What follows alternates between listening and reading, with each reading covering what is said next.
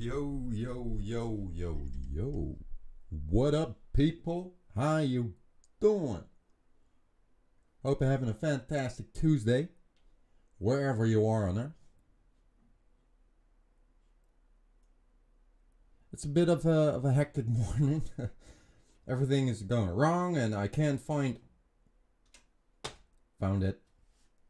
I've been searching for this thing I'm holding right now for 10 minutes. It was right in front of me the whole time. I guess it's true that men can only find stuff when it moves.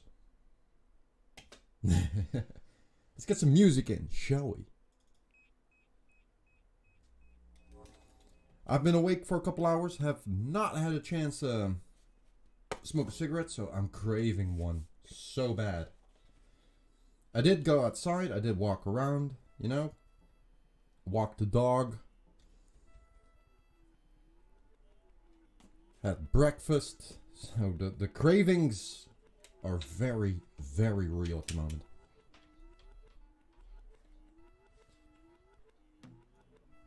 Where's the music? There it is. Now you guys have to let me know if the audio is off, if the music is too loud, if my microphone peaks, because the microphone I'm using is kind of reaching its limit. It doesn't sound as good anymore when I listen back to it.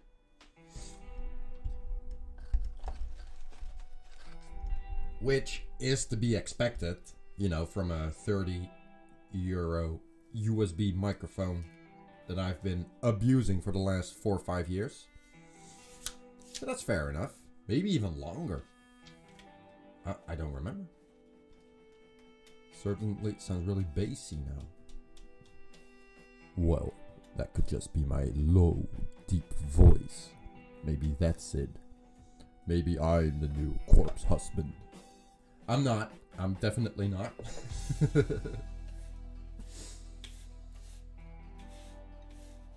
I don't know how I'd feel having hordes of 14-year-old girls chasing me. I don't think I would like that.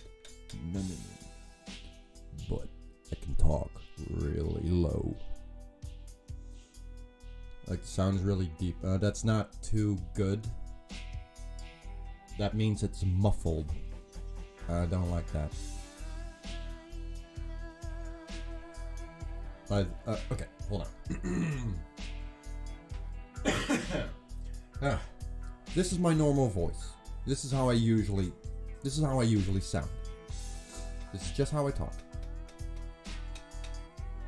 But once I'm on the air, I try to articulate a lot more, which makes the listening back to the streams very, very weird. Because when I'm speaking English to friends, something like that, like we're just chilling, maybe we're in a voice call or something, I'll start speaking English like this. I'll slur the words because, you know, I'm not focusing that much. I'm just chilling, just talking. I'm not presenting anything. But the moment I go live, articulation. It's very annoying, I know. I don't want to sound like Doke, but you know. Please don't ask. Okay, clicked my cigarette. Happy times. Now to go. My lighter. I can't find my lighter. Clarity when speaking is invaluable. It sure is. It definitely is. I try to keep the ums and the and all that stuff. I try to keep that to a minimum. I hate it when people speak like that.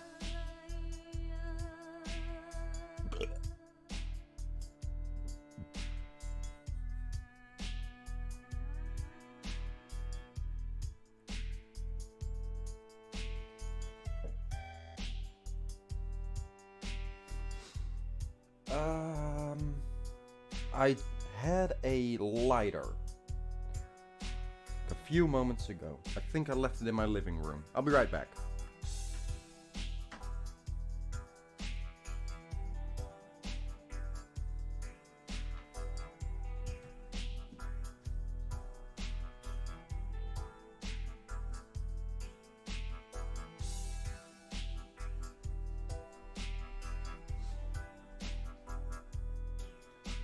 Alright.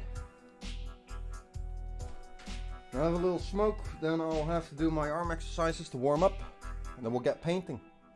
Side note, I've come to realize that my schedule really doesn't line up with the streams. So if you're wondering where you went, that's where I'm sorry to hear that. That sucks.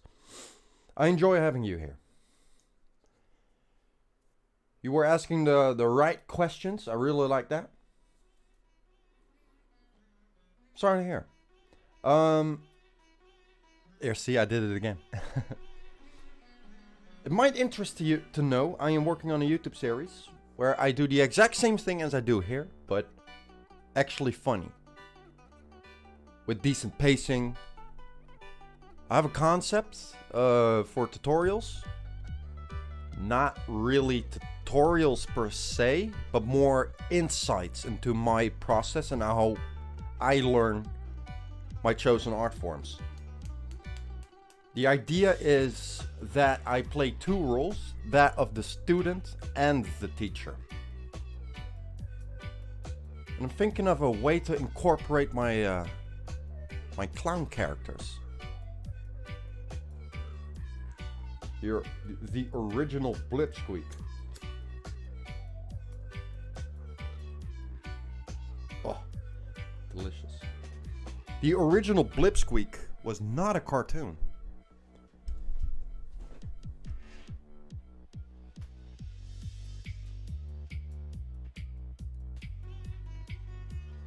And now I forgot my ashtray. Beautiful, beautiful.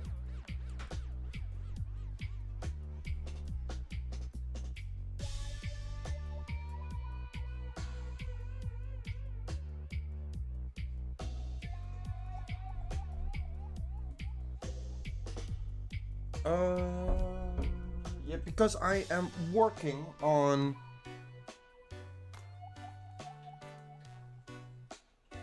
no, wait, let me rephrase that. My goal eventually is to become an art teacher. That's one of the criteria I want to achieve. I want to survive off of art. I want to be able to teach properly. I learn business. Epicurean way. That's what I want to do. So, in order to do that, I'm following Martin's advice from Winter Gatan. 80% preparation, 20% execution. So the moment I start painting, I already know everything I want to do. Practice and teaching wise, at least. When I just have fun, I'll just start without preparation and have fun. Because that's very important too. Don't get lost in the rules. They're not really rules per se, but I personally tend to get lost in it. I have a thing with it's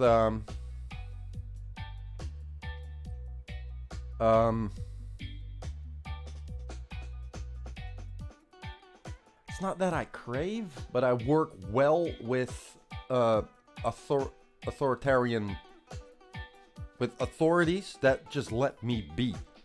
They give me the tool set, the rules, guidelines, for instance. Well, guidelines is a guiding through. It doesn't explain the different fundamentals. Again, side note, I am learning graffiti and all my chosen art forms in order to become a teacher. So I need to have such a deep understanding of the fundamentals that I put insane amounts of time into those. If you're just having fun, you just want to have fun drawing, just draw, right? My way of learning isn't really fun. It's more like homework. It's like I'm back at school. But I kind of need that. I need that guidance. I need to be pushed. I can't do everything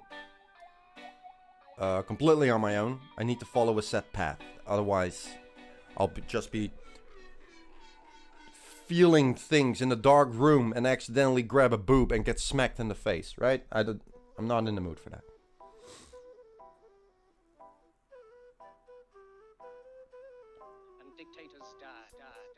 A really difficult time imposing it. Me too.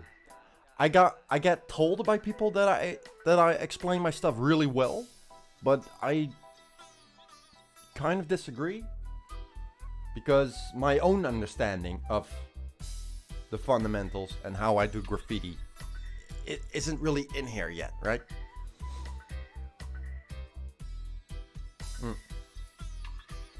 But I'm working on it. Where's my phone? Where's my phone?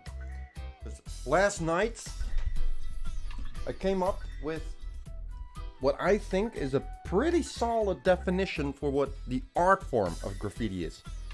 Completely separated from the culture. Where's my phone? Okay, now I gotta find my phone again. You'd think it's a Monday. Nah, every day's Monday for me. The hate of men will pass, and dictators die, and the power they took from the people will return to the people.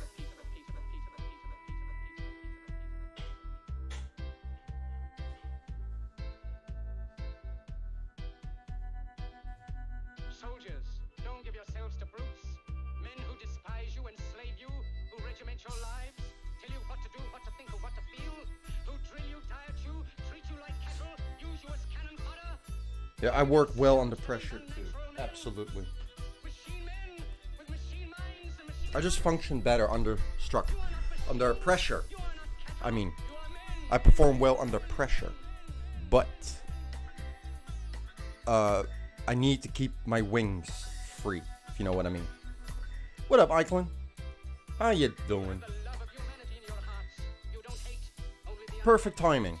I was just about to explain something I wrote last night about what graffiti actually is. As in the art form. Just the art form. Completely separated from the culture. Let's see. Let me know what you think. Let me know what you think. The definition of the graffiti art form is artistically weighted letters. Now you could say that applies to calligraphy as well, and that's something different, right?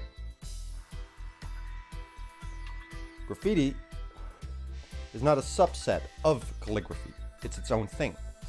But the fundamental rules are basically the same, with some changes here and there. And for months I've been thinking about what those differences are and how to explain it. I think I came up with it. So the definition of the graffiti art form is artistically weighted letters. Grain of salt, right? Take it with a grain of salt. It's different from calligraphy is in how the letters are treated. Calligraphy is as beautiful handwriting. It's supposed to be read. Maybe it's a title, something, but its main function is to be read. Whereas in graffiti, it's used more as a symbol. It's still meant to be read, but differently. The focus is different. It's not because it's just a name or a tag, right? For recognition. It serves a different purpose than calligraphy does. So let me repeat that. The definition of the graffiti art form, as I think it is, I'm not sure. Artistically weighted letters. It differs from calligraphy in how the letters are treated. Calligraphy is as beautiful handwriting, whereas in graffiti it's used as a symbol. The goal is not to be read, but to be admired for its appearance through letters. So I think that's the difference or the separation between calligraphy and graffiti. The same fundamental rules apply, almost all of them, but that's the difference. What do you think of that? What do you think of that? I'd love to know. That piece looking hella good. Thank you. I'm really happy with it too. We're gonna finish the yellow key line at the bottom today. So I'm gonna flip the painting. It's gonna look a little weird on camera, seeing it upside down, but you know, sounds like a pretty accurate description. I haven't had it fact checked by people who have actually done their due time, because I think, I believe, I'm convinced that in order to become like a teacher that you can trust or something. What's the word? What did I use to paint that? The background, I started off with a digital sketch. Then I tried to copy my sketch as best as possible on the canvas by hand. Then I used transparent spray paint for the background, so I could still see my guidelines. And then acrylics. After I was done with the fill of the letters with acrylic paint, I taped it. I used more transparent spray paint in order to create this gradient. You'd agree. Calligraphy values readability. Yes. I have certainly seen graffiti that's nearly unreadable to the common man, but it's still great graffiti. Yeah. That's the difference. That's the separation between.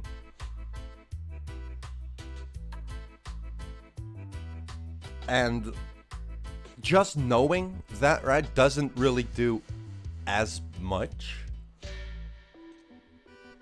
But what it does is that it shows sort of the separation or the path in this maze that we call, the art fundamentals. Because a lot of artists who are really good at what they do cannot explain why they're so good. They can't explain it to someone else. They can only show their process and how they achieve the goal. And they'll throw around terms, what have you, comes from the heart, you gotta feel it, blah blah blah. Then it doesn't really matter how dope or good the piece is. You can't explain it. So that would not make that person a good teacher. A good artist does not necessarily mean good teacher. Good teacher doesn't necessarily mean good artist. Right? Because it relies on the goal. The intent.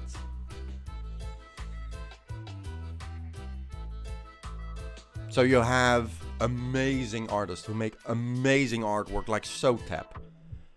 But if you watch his tutorials on how he does his things, if you don't know the fundamentals or the different parts of calligraphy, the rules, blah blah blah, the fundamentals of art, calligraphy, graffiti, and you watch it, you might teach yourself some bad habits because you're focusing on the trial and error kind of things.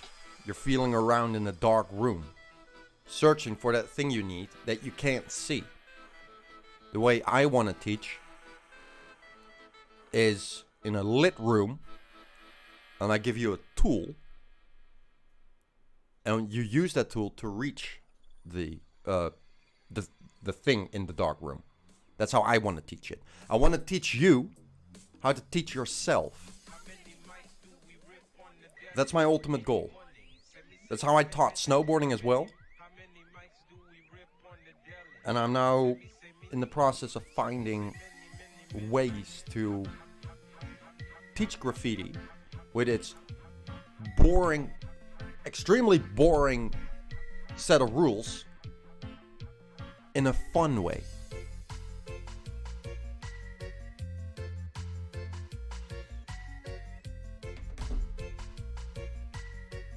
I'm gonna click another cigarette.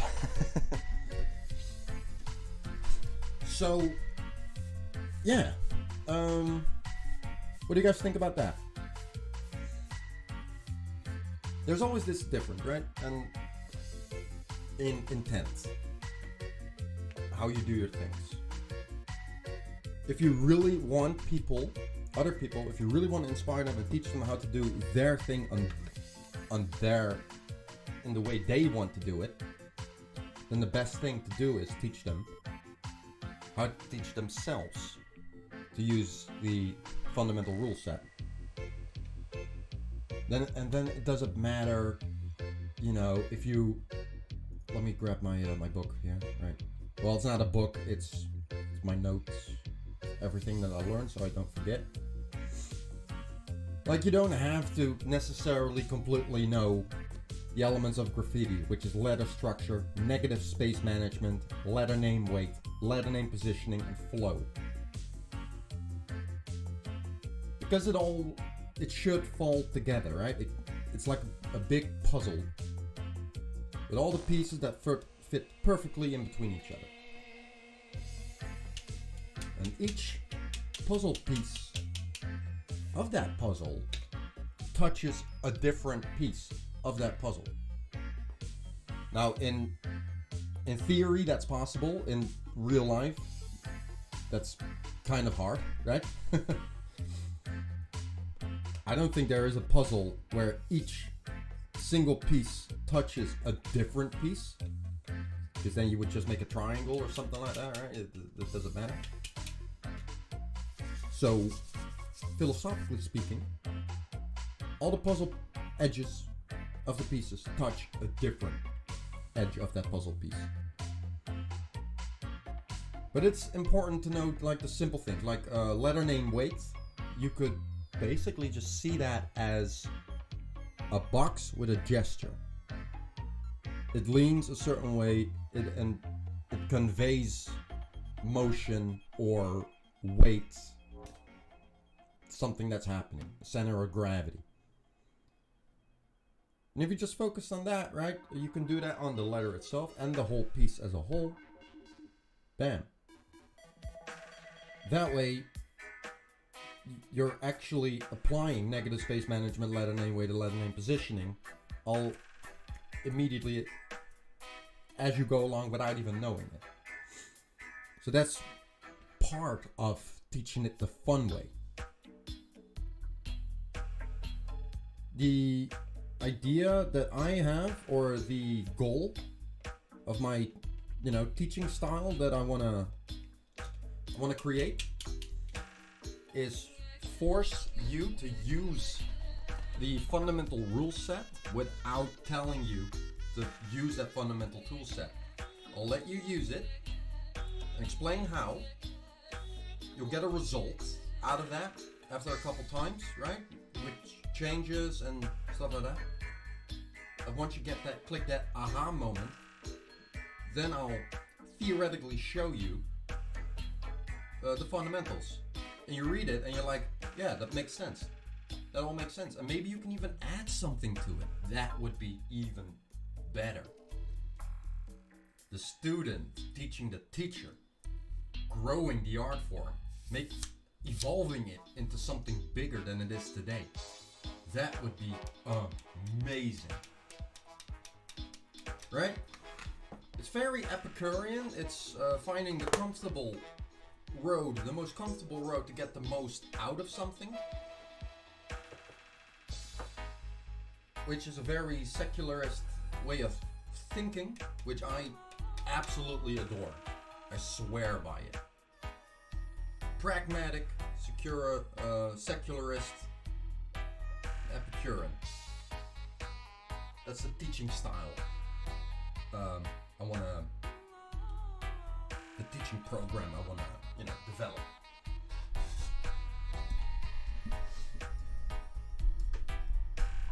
So yeah, very quiet in chat. Maybe you're listening, maybe you're not listening, maybe you're already gone. But I would love to know what you think of it. If you agree, maybe you have a different opinion. That's perfectly fine as well. Maybe you have a bad experience with a teacher, a good experience with an art teacher. I'd love to know. Please tell me. I want to get as much different perspectives in my head as possible. So that way I can learn from it.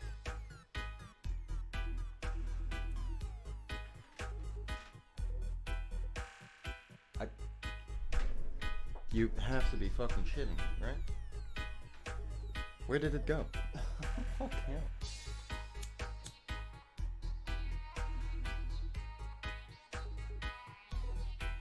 Personally, I have a bit of a tendency to be influenced by other people a little bit too much. Last night, thanks to a good friend of mine who I was talking to about like SOTAP and other artists and graffiti tutorials, I realized that I get influenced by John Grimm a little too much. Just a little bit too much. I'm focusing too hard on the scientific side of things for an understanding. Math, blah blah blah. Like, hold on a minute. I keep forgetting to just have fun. That's something I need to work on.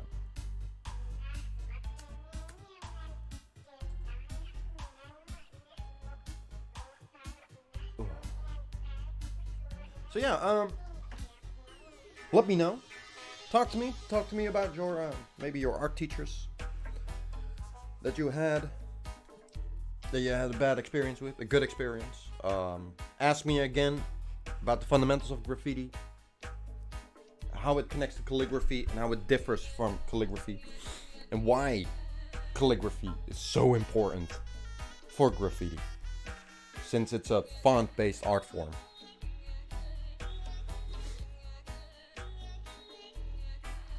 Let me add to that, like graffiti characters. I think yesterday I also said that graffiti characters are not a thing. Technically, they do fall under the umbrella term, right? For the people who enjoy graffiti but don't necessarily know anything about it. Maybe you're selling it, right? Maybe you're explaining it, blah, blah. That graffiti characters are not a thing is information for the graffiti artist that wants to get better. That's it.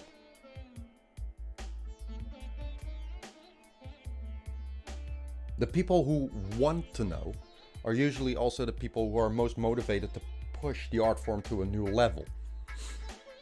Those people will understand that graffiti characters are not a thing. People who just want to have fun for a couple years maybe, they'll do graffiti characters. They think they will. And they enjoy it. And they make beautiful artwork and they have fun with it. Awesome. Good. That's good. That's good. Academically speaking, that's just for artists who want to push the art form to a new level.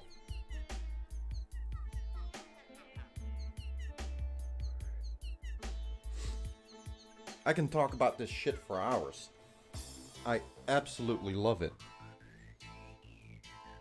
Mainly because it's also hard to find credible information on graffiti online. It's just not there. With this, I very much agree with John Grimm that all the tutorials here and there everywhere, they might provide some good insight, just a little part of it, not the whole simplified fundamental thing.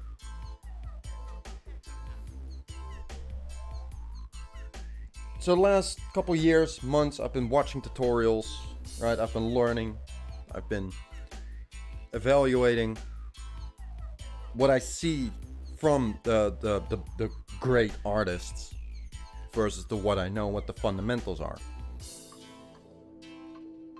I've come to the realization that you need to switch between tutorials.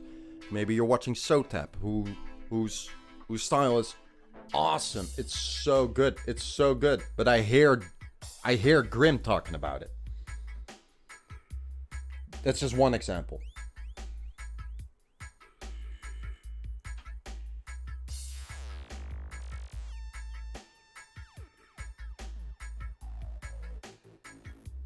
But yeah, And the people who don't care, who feel like they're hot fucking shit, you know, and they're amazing, blah blah blah. Who cares? They're not teaching you, right? So that's where that should stop. You can enjoy the artwork, sure, absolutely. I'm not gonna name any names. I have one particular name in mind, but I'm not gonna say who.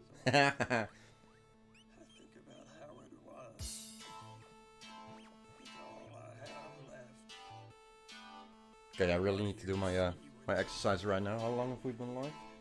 40 minutes! 10-minute intro. I've been talking straight for 30 minutes. Nice.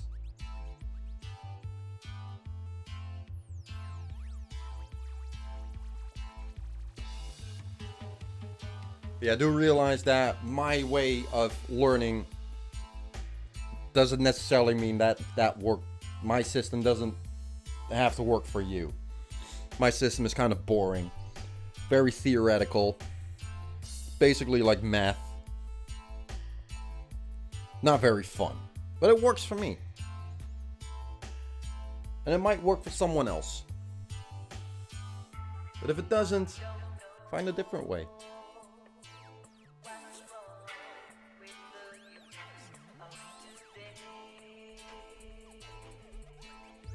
Just keep in mind that counterproductive pride and solipsism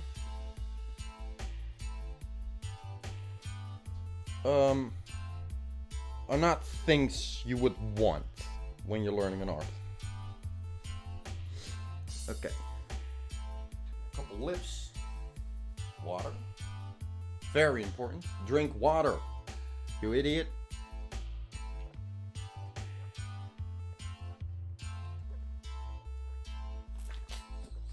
If you're listening right now, get up, get a glass of water.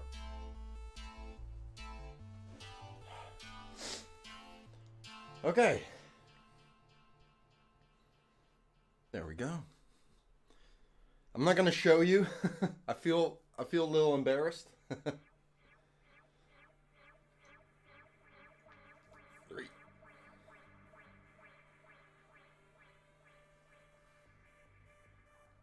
6. Do you one better? A gallon of water. Nice. Nice. That's good.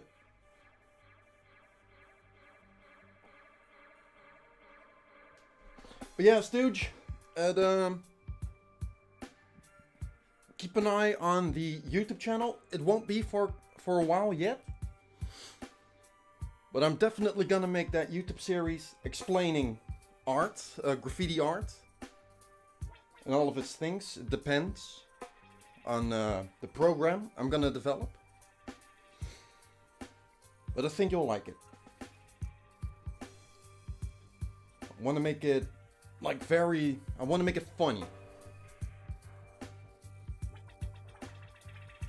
Teach the boring fundamentals as funny as possible, as I can do it.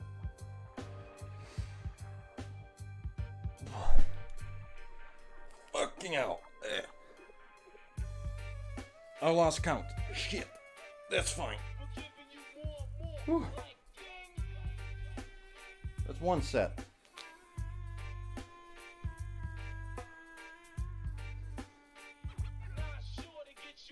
Stretch, very important.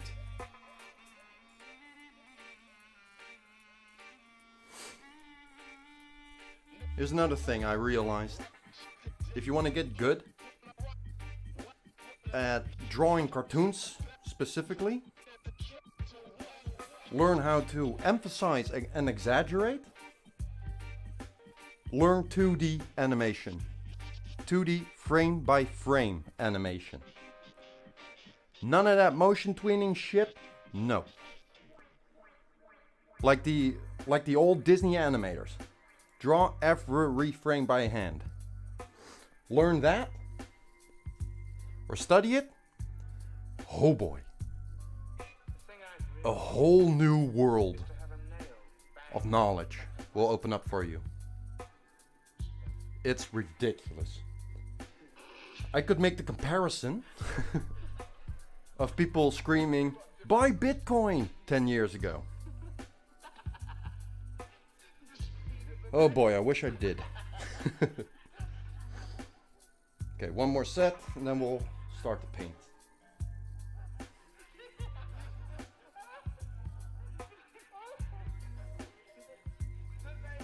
Ah, stupid boots. Yeah. So yeah, drop any graffiti related, art related question.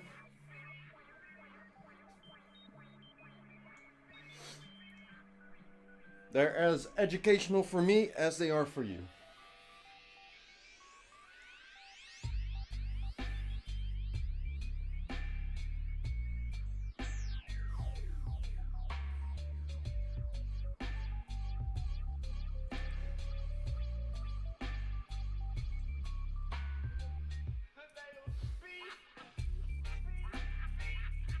Oh, that's good enough. Fuck it. Done.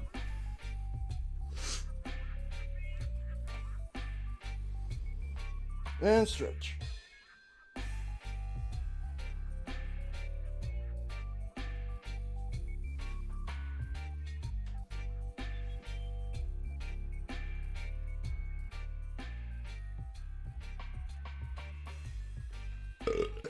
Pardon me.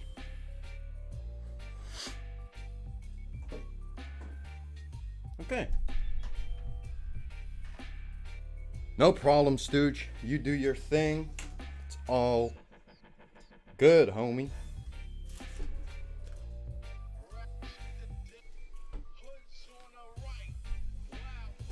I'm flipping the canvas so I can reach these parts here easier.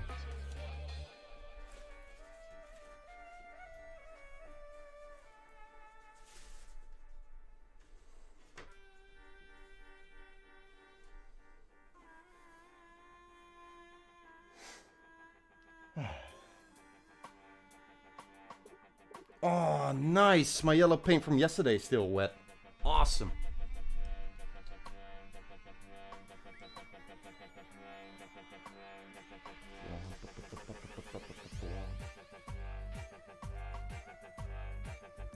That's a little...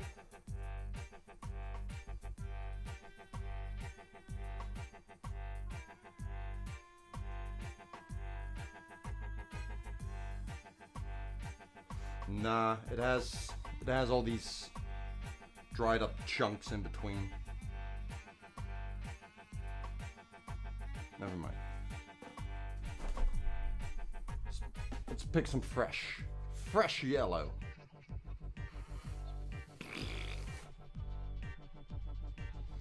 Oh, just a reminder, the next stream on Thursday, I won't be live. I have a dentist appointment that day, for like an hour. My mouth will be sedated to all hell, which is really funny because I'll start speaking like this, and you know, nah. That's only funny if I then use a speech jammer, which I am not gonna do. I tried that once. 5 minutes for a funny video. Well, I thought it was funny. It really wasn't.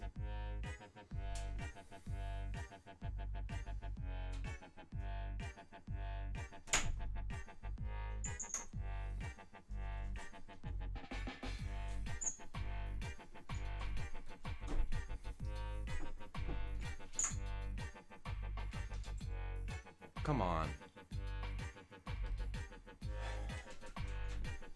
There we go.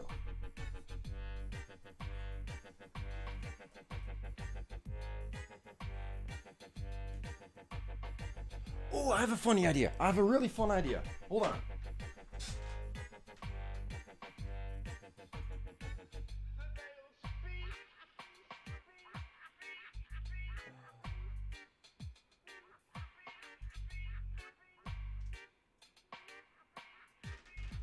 Hell yeah. This is awesome.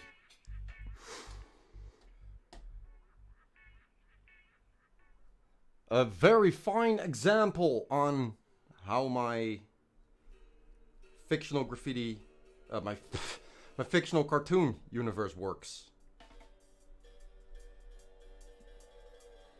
The laws of physics in the nether don't care. They do whatever they feel like doing. It's like they're sentient.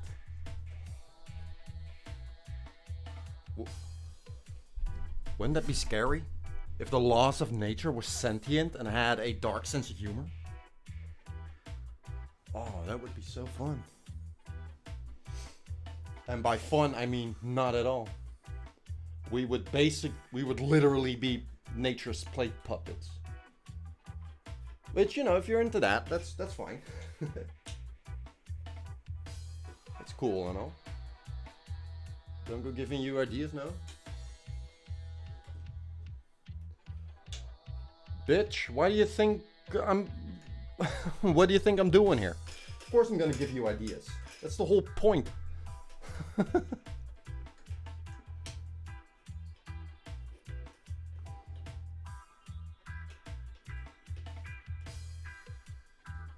Yeah, the nether, before you know it, everything is upside down. There's nothing you can do about it.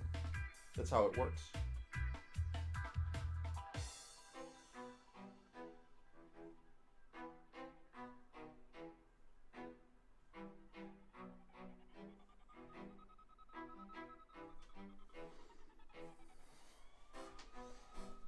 Again, now and then, every now and then and again, I might block the view a little bit. I hope you'll be able to forgive me. If not, well, I don't know, that sounds like a you problem then. Whoa!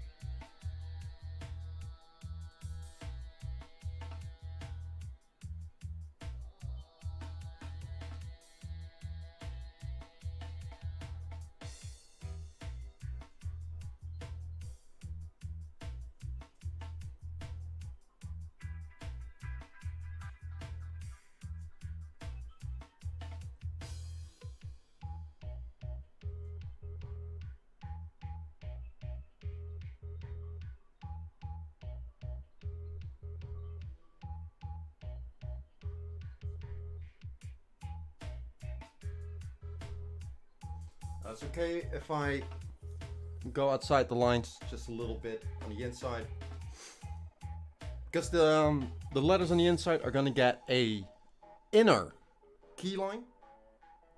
The white line around it here in the yellow is the outer key line, or just the key line, because the key line usually goes on the outside. So saying outer key line is a bit redundant unless you have multiple key lines.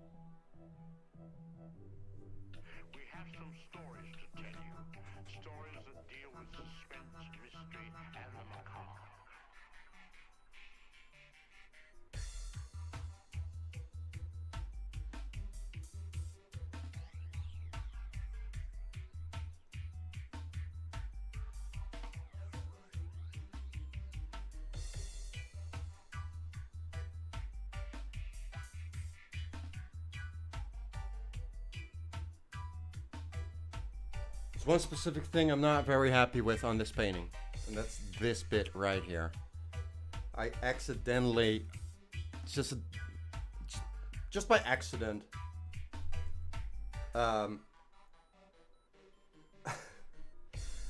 didn't apply the horizon line in this one. The horizon line being somewhere completely at the bottom. Because I want the letters to rise and look bigger than they actually are. But that means that on each and every letter, you should see the bottom of the letter because it's above the horizon line. This thing, however, is below the horizon line. Well, it's one of the highest parts of the painting. So that it kind of bugs me. It's a simple, honest mistake, but ooh.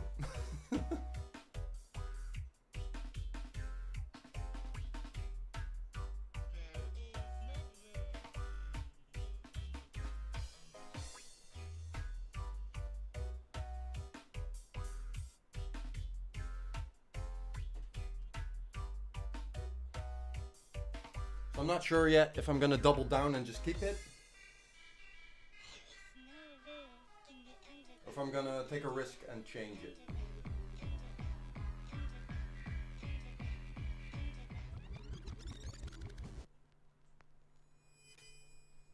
Because we're long past the sketching stage.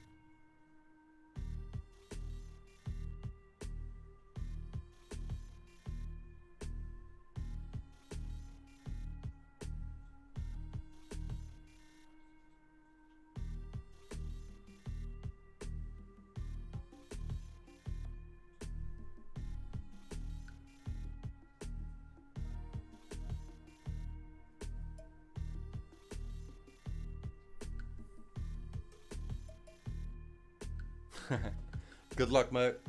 Good luck, mate.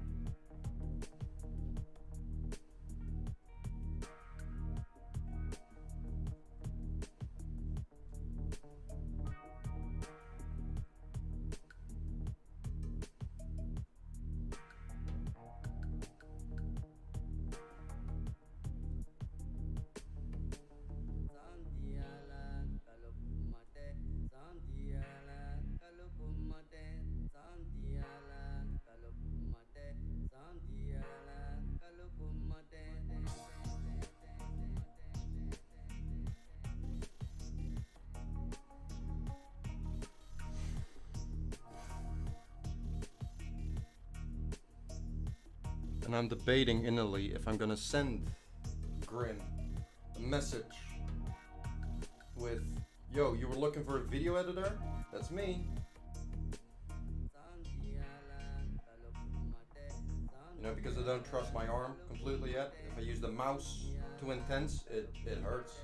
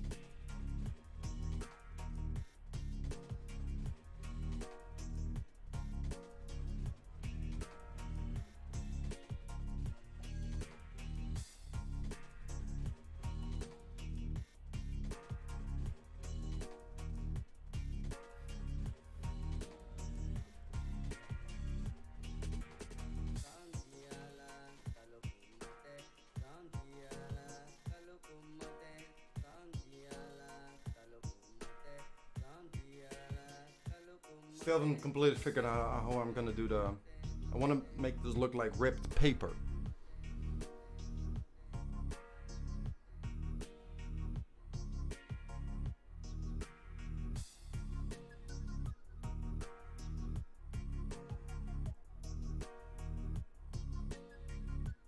At first I wasn't really happy with how the yellow responds to the background if I overshoot or go outside of the white line. I just want to fill, but I actually do kind of like it. Gives it this warm, very subtle glow.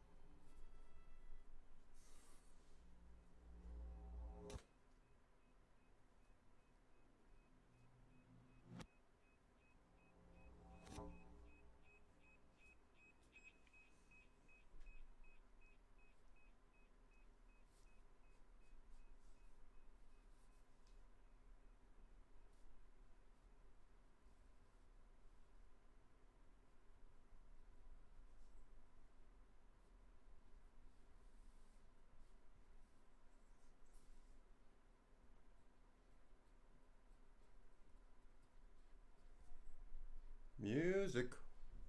Where are you? Oh, it's a hidden song. Okay. Let's skip.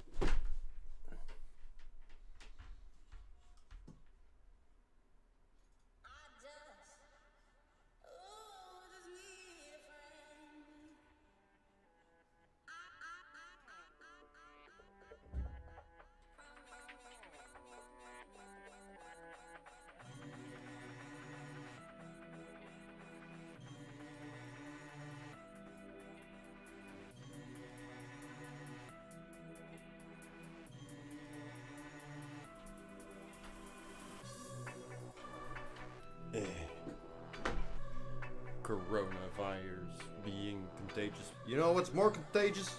Stupidity. And corona.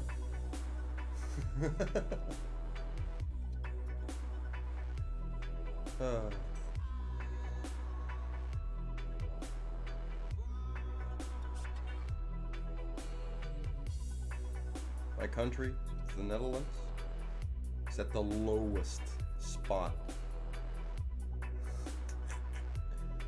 We're ranked last in how our country deals with it. Isn't that fucked? Oh wow.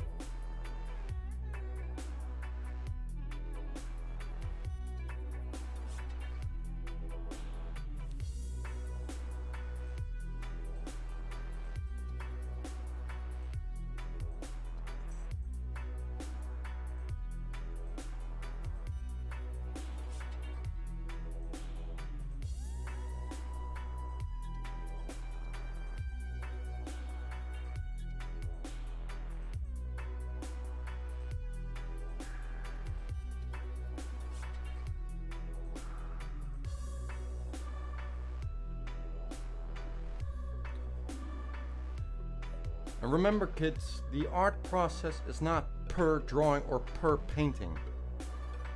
It's the whole creative journey in its entirety. That's the process.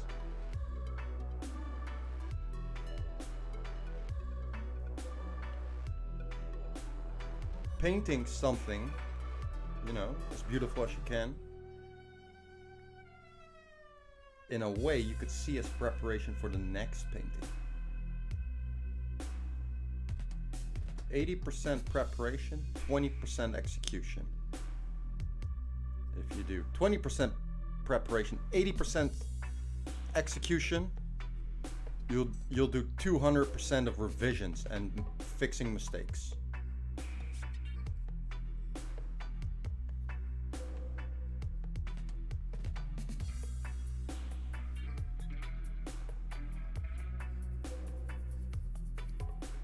Of which you don't know exactly how to fix them, so you just try something until it looks good. Not knowing, you're applying those boring rules everyone says, fuck them, don't follow the rules, let it come from the heart. Sure thing. If that's how you want to do it, that's fine. It's all you. As long as you're having fun.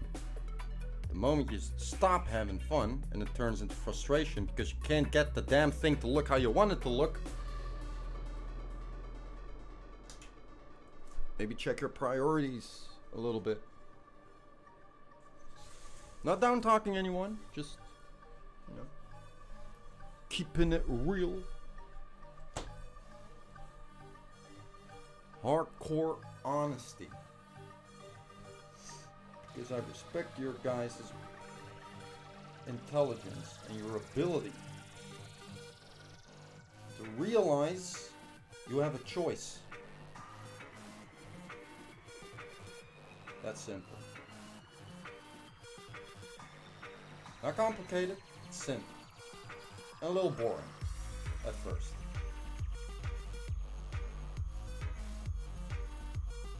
Even Formula 1 race car drivers had to start at one point showing the teacher they know where the clutch, brake and gas pedal is. You know, that boring stuff.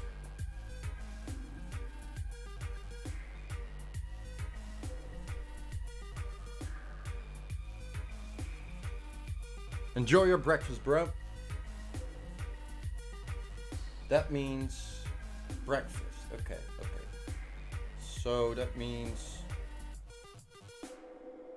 my time zone is ahead of yours.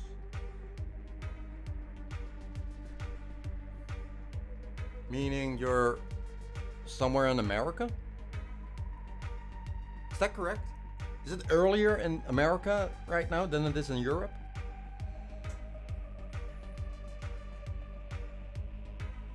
Oh, God damn it, my neighbors are drilling.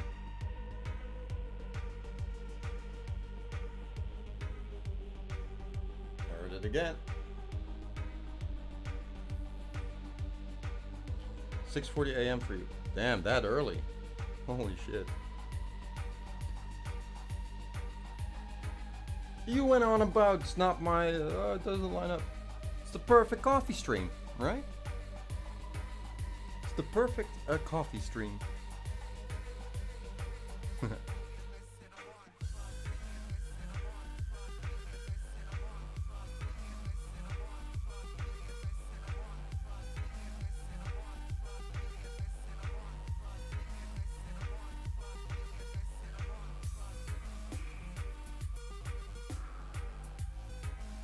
I miss the days I was a night owl. I used to be a night owl, not anymore.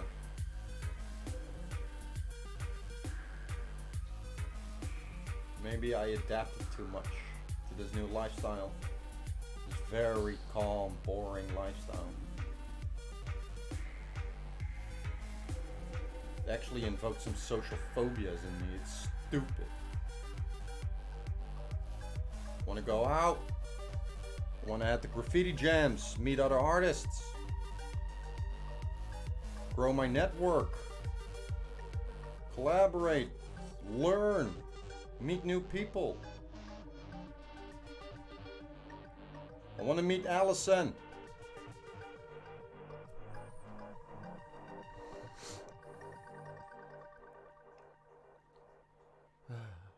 Normally not up too early. If you are, you're going to work. Gotcha. You wish you'd be more of a morning person. You got less going on at night. You're never productive then. Me neither. Not anymore, at least. I used to be. I got most productive between 12 and 2 a.m. But that was when I was way younger than I am now.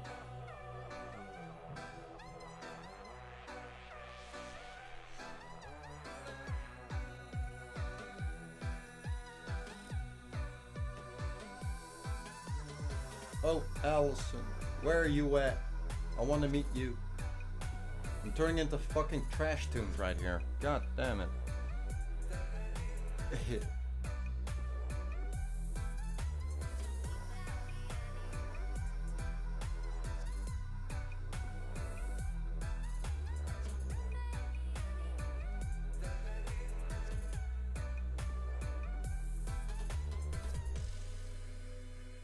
Getting Hideki cravings.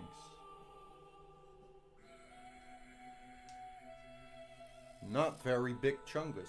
Not very epic Fortnite funnies. Never played Fortnite. Not planning on.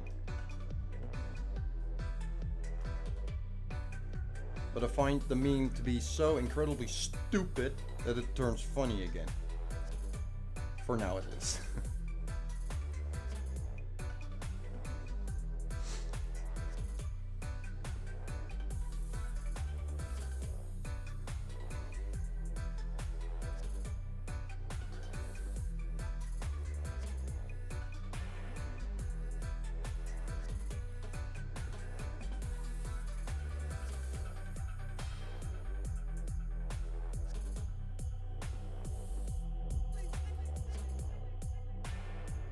Put down the paint, then you spread it around. You put the paint down, and then you spread it around. You put the paint down, and then you spread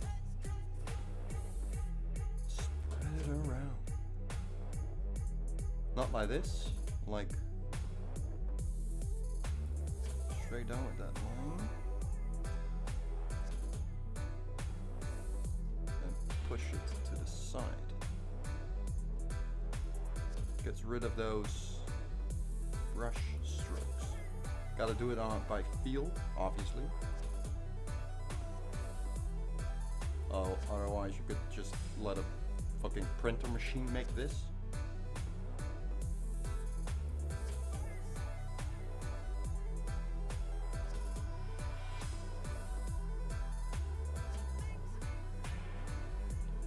So Stooge,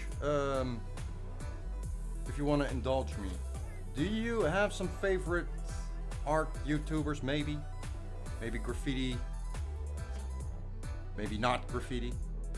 Yeah, just curious. Maybe I'll hear of something I've never heard of before. Who knows?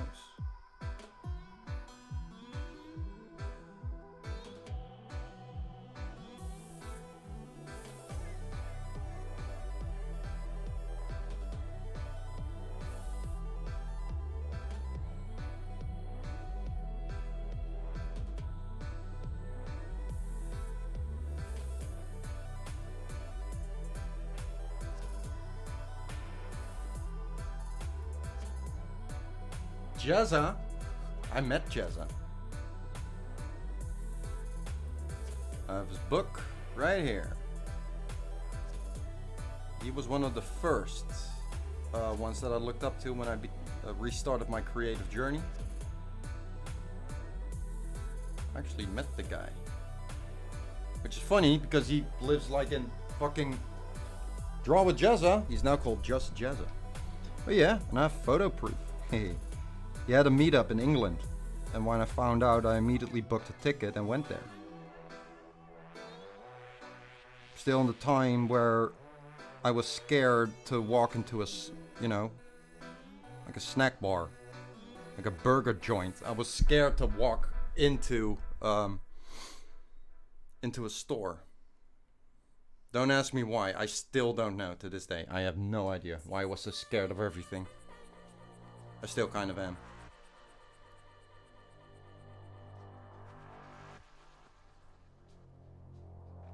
Yeah. Even appeared in one of his vlogs when he was still doing the daily vlogs. I don't know if he does that anymore. I kind of outgrew his lessons and his teachings and stuff like that. I outgrew it and I needed something more that went in deeper. So that's what I did.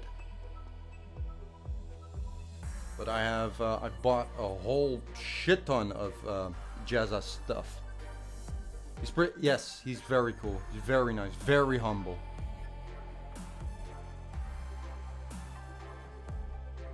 Motivation is a privilege, my friend. Motivation is a privilege. Don't rely on motivation. Motivation is fleeting. If you're in a situation, art-wise, whatever, and you're worrying about motivation, then you're in a pretty good position. Dedication is where it's at. You gotta put in the time if you want to get good at the thing. That's just how it works. Don't rely on other people for your motivation. Do it yourself. Don't rely on motivation. Build on top of dedication. That's something you can rely on. Because you do that by choice. With motivation, you're giving in. Fuck, if I had like $30 million on my bank account, do you think I'd be doing this shit just for motivation? Absolutely not. I'd be playing VR. I say VR games, but everyone knows what I'd actually be watching, you know.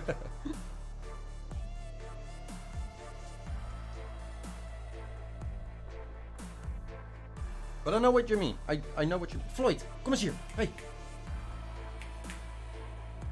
Wat ben je aan het doen? Ga af. Af. Sit. Goed. Yeah, it's... I do get the whole thing of motivation. Absolutely. I look it up too, myself.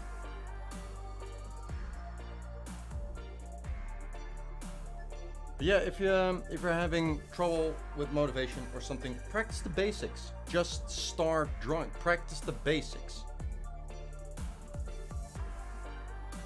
Do that and you'll realize that art block is not actually a thing. It's just a lack of motivation, which is a very poor excuse.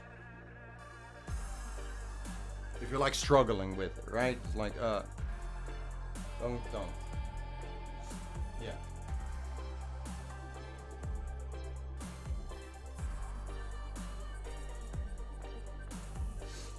Okay. The yellow keyline is done. What do you think?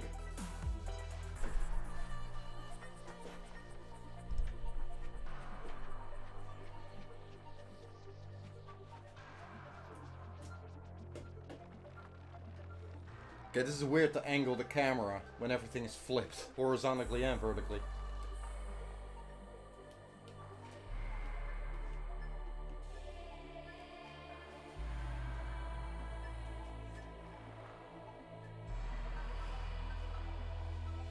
Oh, I have an idea. Just point this upwards. Lower it. That's one. Fluit, ga eens aan de kant.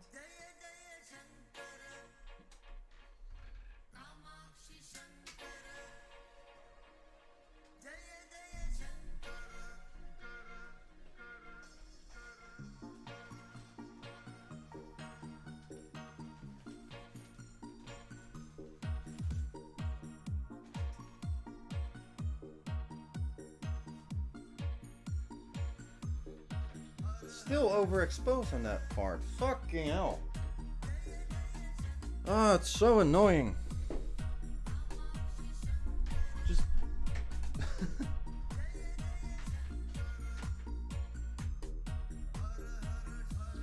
Cool, there it is. Oh, those colors look awful on camera. My God.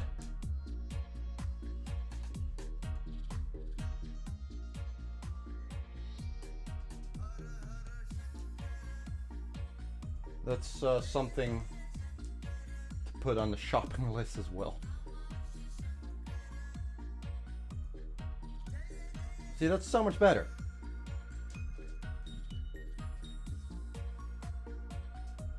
Gekke Floyd. My dog is very hungry for attention today.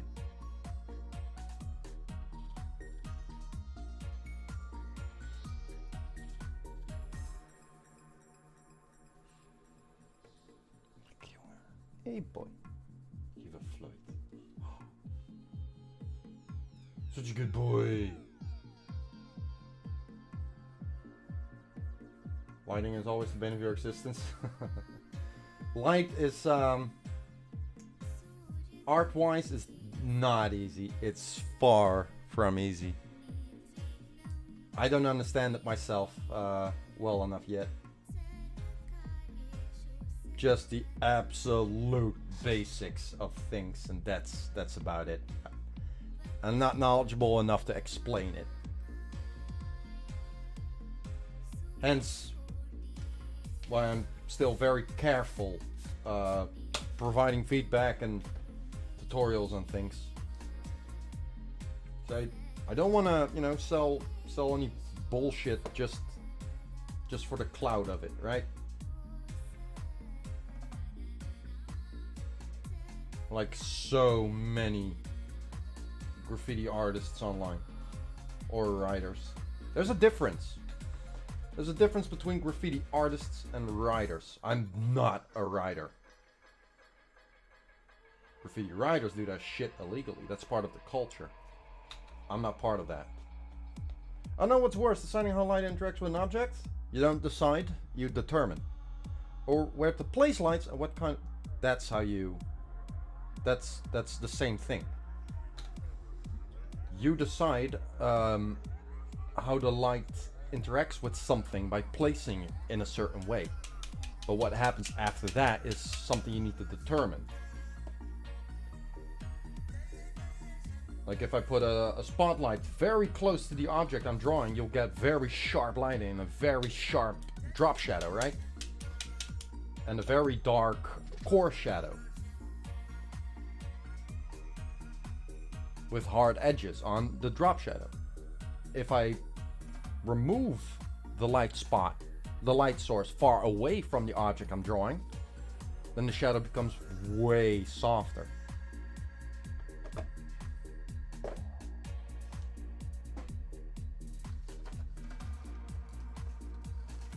I was placed in a 3D environment. Me too. That's what I mean.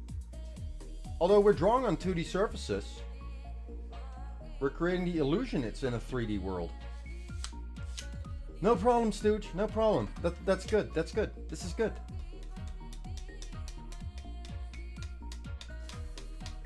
Not to worry. You're actively thinking about it. That's good. How do I apply this? Those are the good questions. Nice. They're boring questions. Yes, absolutely. They're fucking boring. No one gives a shit. But they're important. Just, you know, don't get lost in the whole rule thing. Remember to also just have fun.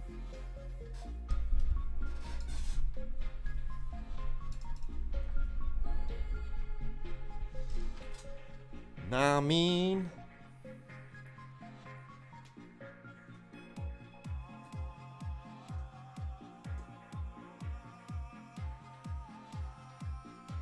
basically trying to discuss the act of creating 2D art versus 3D art. But I don't know what I'm doing. 2D art and 3D art.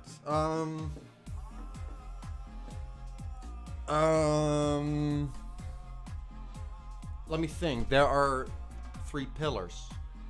There are 3 pillars when it comes to Floyd. That paint is wet, you fucking doofus. You have the art form, you have the medium, and you have the technique. I think that's what it's called. The art fundamentals rules are the same. 2D and 3D. They're the same. But the technique might be very different. I could create, if I try hard enough, you know, and take my time, a beautiful landscape. Fully 3D, fully rendered, all that good. With acrylic paint. Now someone with a 3D engine, like Blender, could make the exact same thing. But the whole process would be completely different because the technique and medium is completely different. So there's a distinction, there's a difference in there. But the same rules apply no matter if it's 2D art or 3D art. You still have to deal with rules of thirds, action line, center of weight, composition. Right? They're intertwined, definitely. It's again, like I said earlier, it's like that puzzle piece.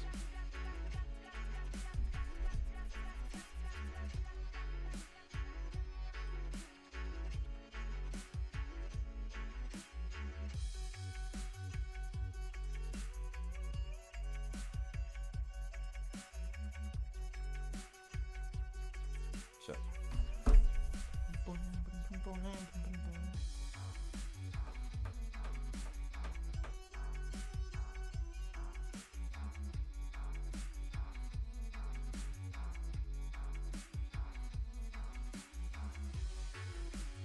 Turn your mind to stop being foggy. I know what you mean. I definitely know what you mean.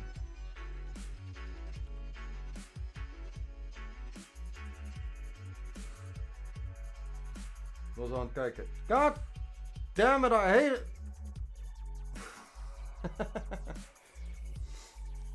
Oh, I love it when people are watching and they don't say anything. So I have no idea that they're watching. I love it. Moet nu werken. Aw. Have fun at work, push. Good luck.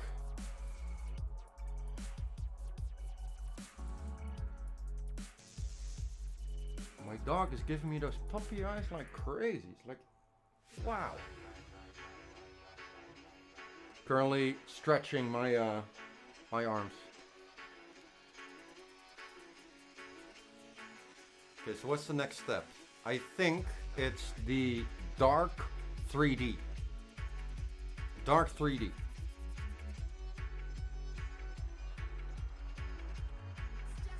That's the next step.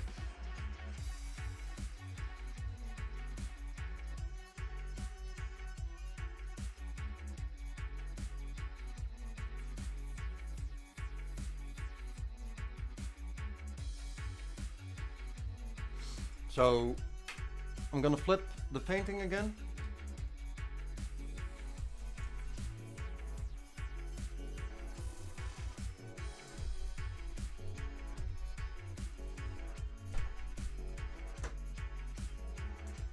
Reflip the camera.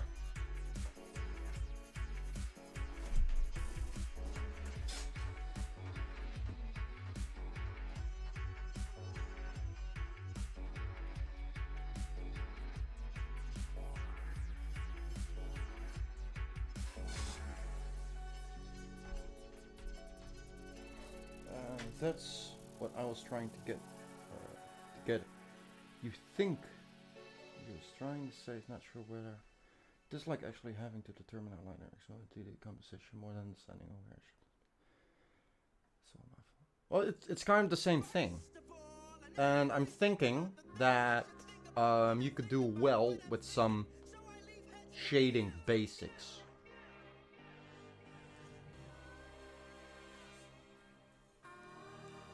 Here, I'll show you.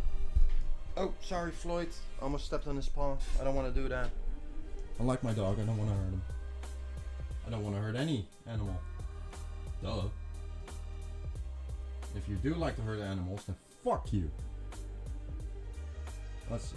Tablet scene.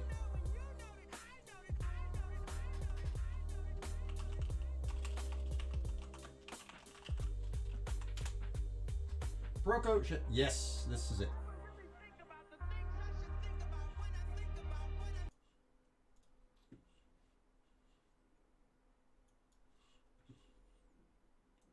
Why are you not?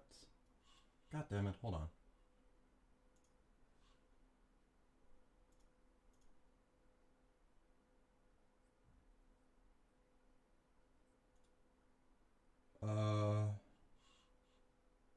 Desktop audio. Fuck it. Where is it?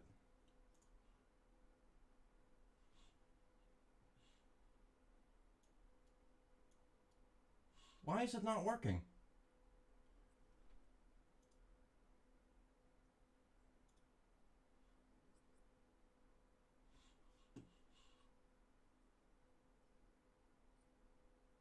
No, that's just my microphone. No. Nope. This is just my microphone. I had it set up in such a way that music runs through here, the desktop audio, right? OBS alerts run through here. But something messed up, and now it's all changed and everything runs through the same cable, or at least it should, which it's not doing anymore. Which is lovely and beautiful, and let me just check. Fuck it. Listen to that.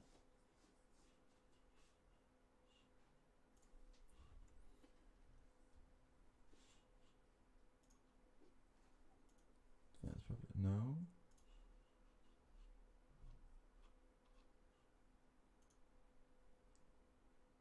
Properties. Set the cable A. Let's do cable. The terminator. Input. It's located at the There we go. tangent between the light source and the form. Okay. In other words, just before the planes start to fight affects the appearance of form. This is perfect, because now I can take a smoke break without feeling guilty.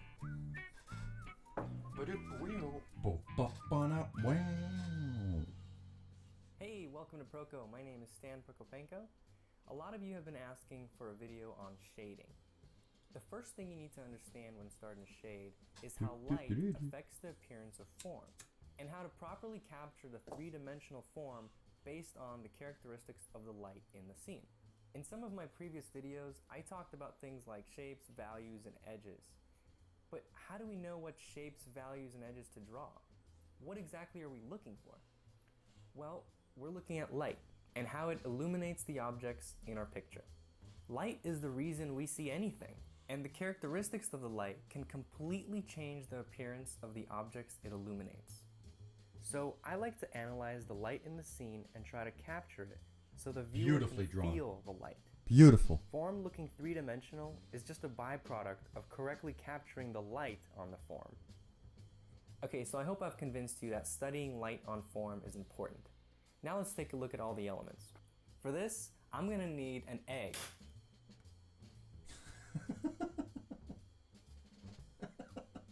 For this, I'm gonna need an egg. There are two main zones, light and shadow. The edge where the form transitions from light to This is shadow important. is the terminator. It's located at He is skipping a part, which he talked about in a previous video, but that's the 5-step value scale, where you take 5 steps going from the brightest value to the darkest value. So here we have value 1, around here is value 2, value 3, this is 4, back to value 3, value 5, value 4. In a sense. He's skipping over that in this video. He explained it in a different one, but just so you know. the tangent between the light source and the form.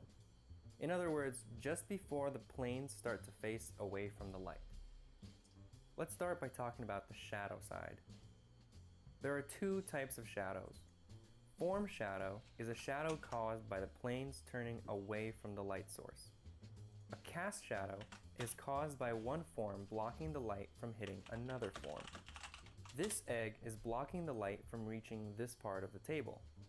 You can find this shape by projecting lines from the light source to the terminator of the first form, and continuing those lines to the... See? It depends. It's not how you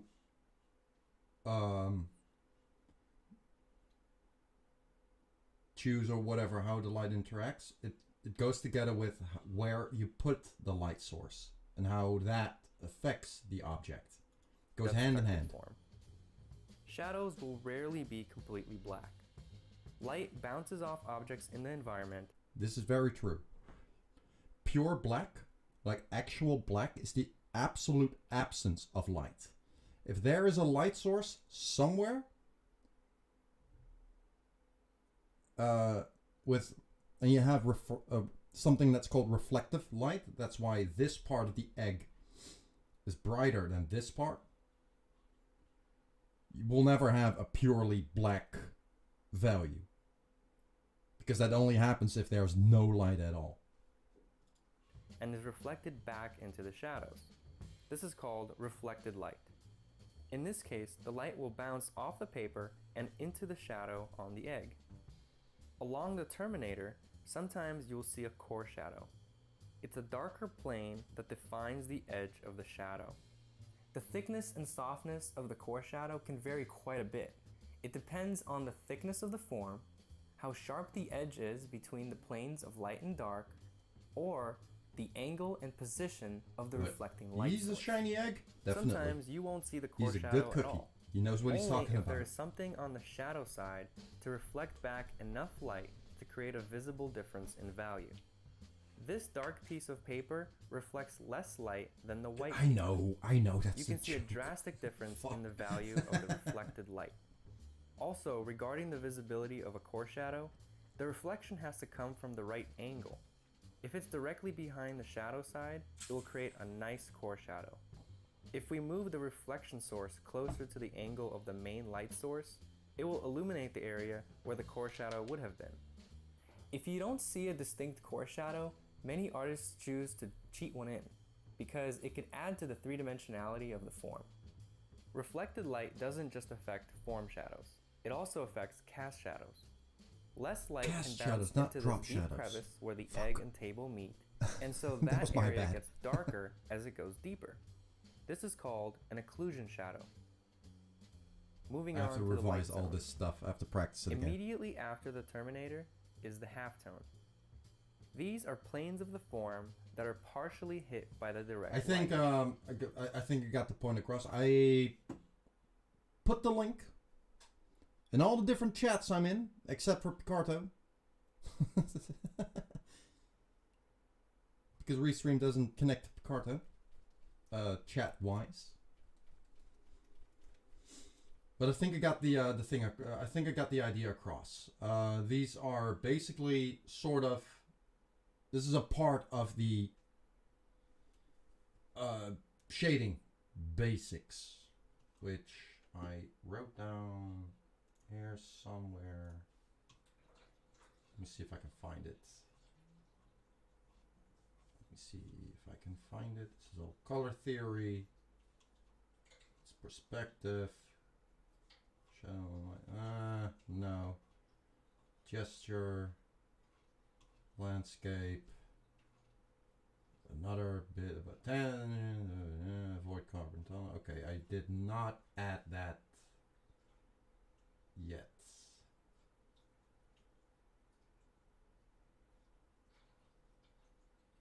These are the principles of animation.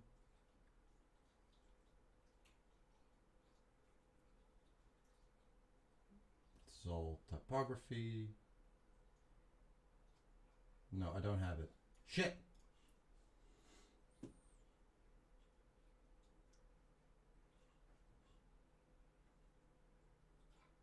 But yeah, the Proco is a very, very, very good source to learn from. 100%. Okay, now let's see if the music still works. Nope. Even I can't hear it anymore. That's fine. That's fine.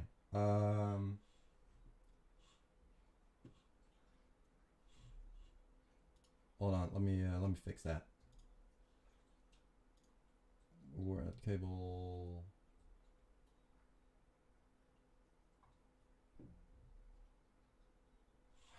Shit. Cable A. That's over here. Okay, you can hear it, but I can't hear it. Let's put this one together. There we go.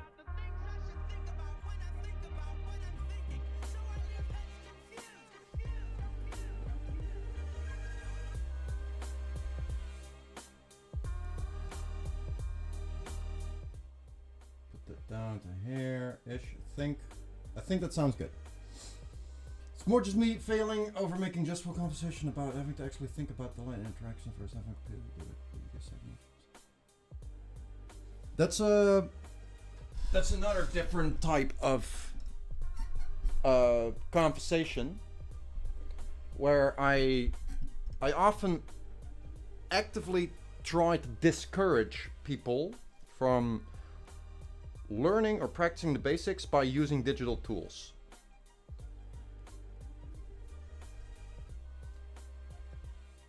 Because when you understand why this color needs to have that value but not over here, then you can then you have more understanding and more power and more control over how the computer does it. You'll do it 10 times as faster. You wasn't looking to start an in-depth art conversation? Well, sucks for you, because you got one. I'm joking, obviously.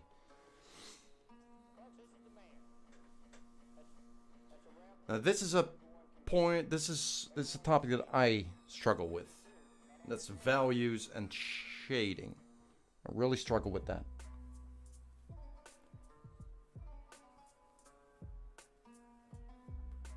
To make the race car example again, if you understand how the engine works, you can get more power out of it than just pushing down the gas pedal, you know?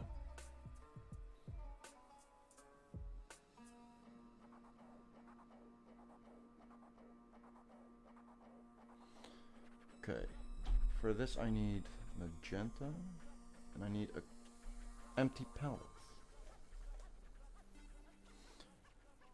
Oh wow, those are that's a lot of different things. Nice. What up, Littlewood? It's a quick.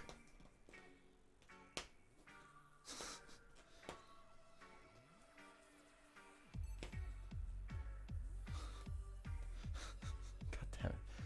Shut the fuck up, Morningwood. How you doing, bro? Good to see you again. How you been?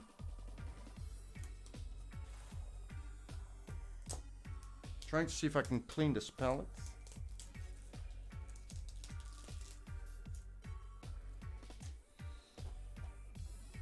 Just about read it. It's funny because earlier on the stream we were talking about that. Last night I had an epiphany, and I think I came up with a good way to theoretically explain the difference between calligraphy and graffiti. Ya boy Blipsqueek's turning academic, yo! I'm doing big brain moves. No problem, Stooge. Do your thing, bro. Taking part in Nokia Jam. I read about that. Nice. Black and white color. Wait, you mean 1 bit? Either the pixel is filled in or it isn't, right? 84 by 84 screen resolution. Holy shit, that's the Nokia 8810, right? I can't. It's too solid on here. I can't pull it off. I wasn't sure if you knew the term. I do. You'd be surprised at what I know. Yeah. Sorry. I almost started sounding like Doke.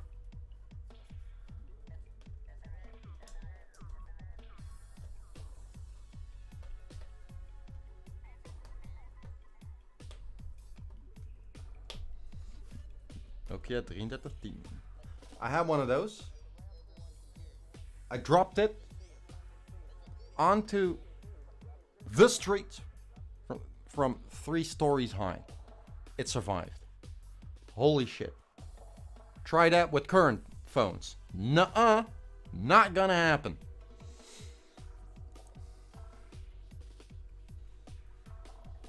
Okay, I have my permanent magenta. Beautiful color. I love it. But, for that I also need white and black. Black. The worst survive. Yeah. It's like the dot matrix Game Boy. That thing could survive a bomb blast. I'm not joking. There's a photo somewhere online of a soldier who had a original gray brick Game Boy. It's completely melted. It's completely foobar, but it still turns on.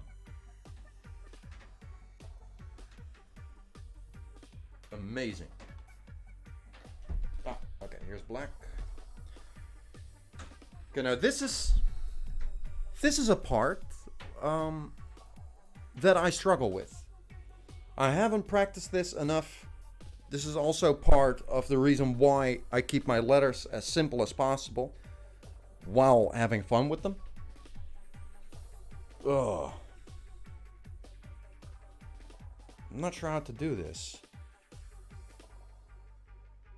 The light source comes from...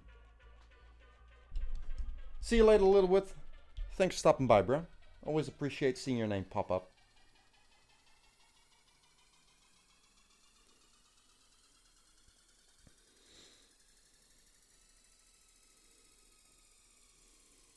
Like if I follow this light source right here, that means the light source is in front of the letters to the right top corner.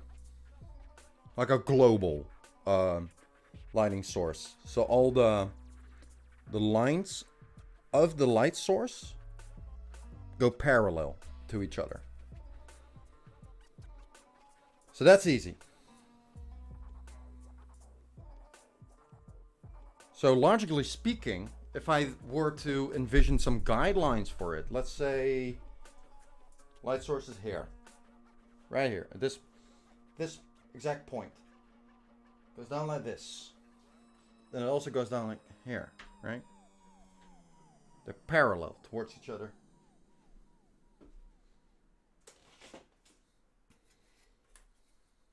Like so, right? This is the light source. Goes that way.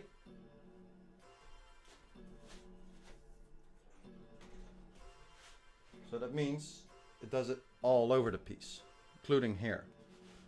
So if I were to want to make a cast shadow on top of the U right here, like okay. The Q, that edge stops here, like okay. From this point comes the should the cast shadow of the Q drop. So this bit here needs to be darker than this bit. Is it? I know that this bit needs to be brighter, definitely.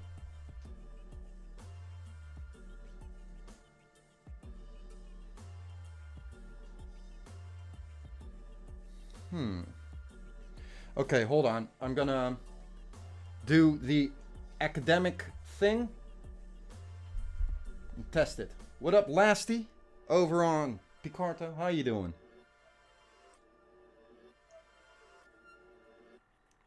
Let me just take a photo.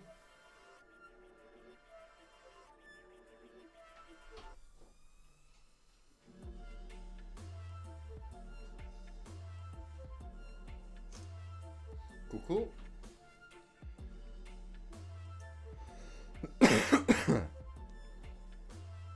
Beautiful. Let's send it over to Discord so we can put it in Clip Studio Paint.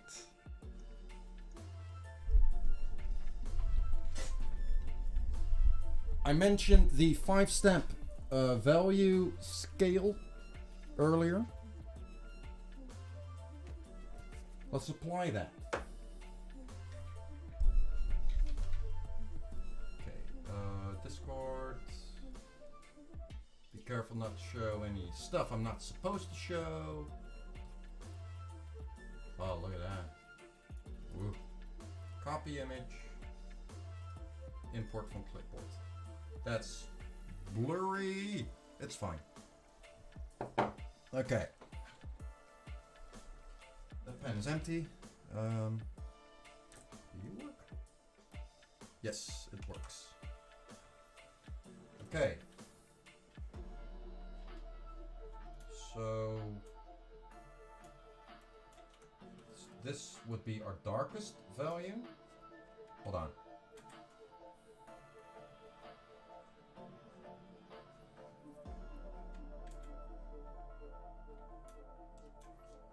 This would be our darkest value. And this is our brightest value. Wow. You're alive? Well, that's good.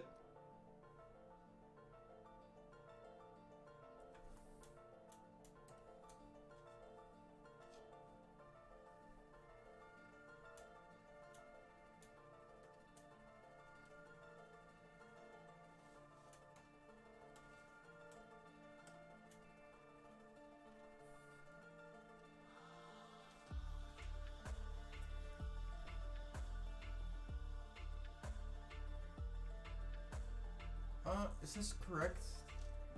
What's this? This I like a lot more. Okay, so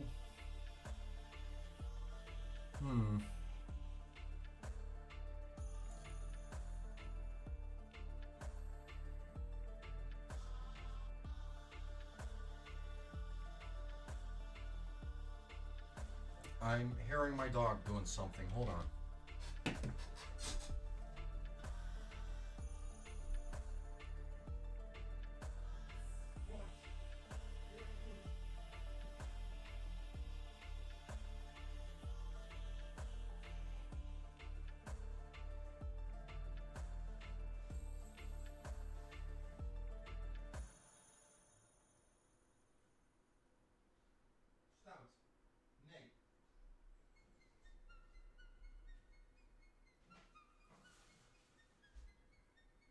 Naughty boy.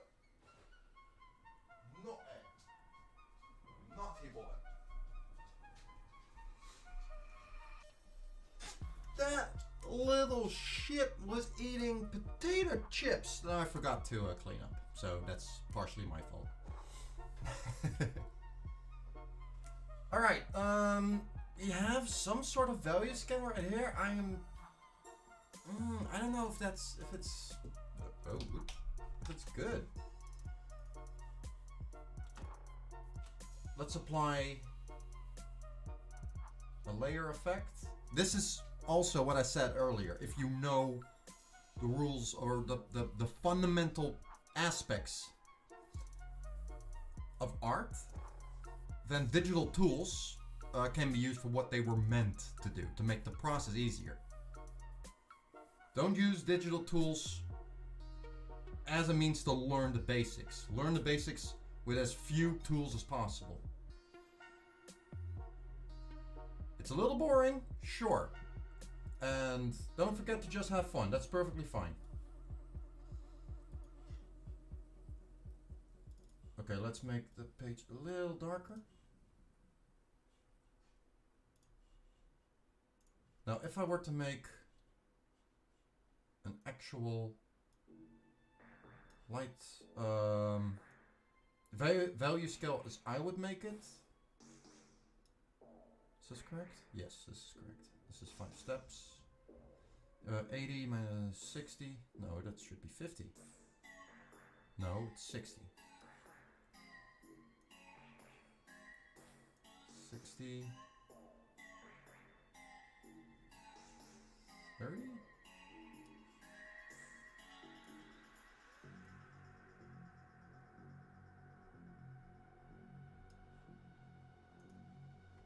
This is wrong, what I'm doing. What's 100 divided by, that's 2, that's 20. Yeah, it's 20. So you got 100, that's 1. 80, that's 2, yes. 60. Perfect. Minus, that's 40.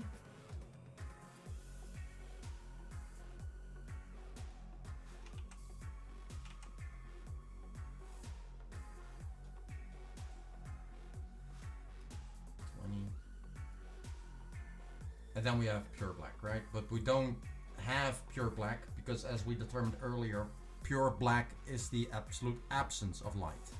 You can't see a thing if there's no light because there's nothing to reflect off of. That's what makes pure black. So we're not bothering putting that in there. Now, if I take this,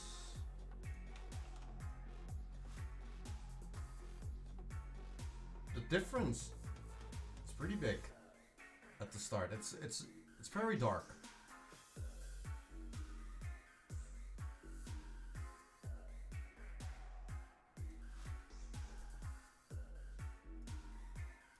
So let's do that. Sure. Let's turn off the effect layer.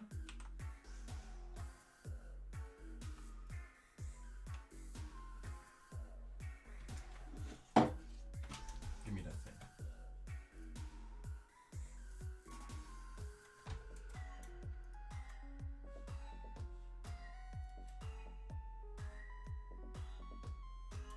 This is already dark color.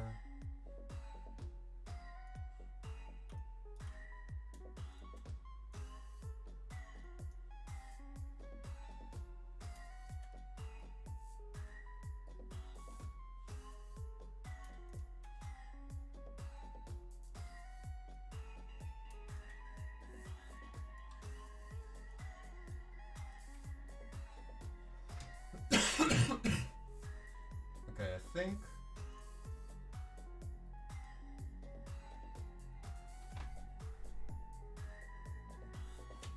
I think this is good. It also leaves a little bit of opening. Brilliant. Okay, cool. 1, 2, 3, 4, 5. Keeping this open. Cool. Back to the painting.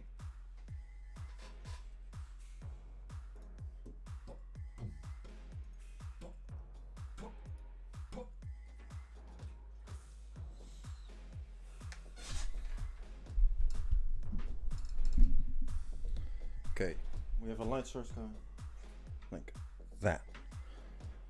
So that means that the darkest values have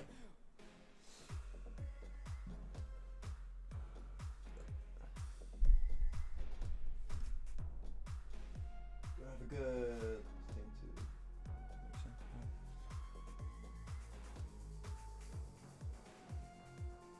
All right, everything on this side, on the right side of the letters, needs to be dark.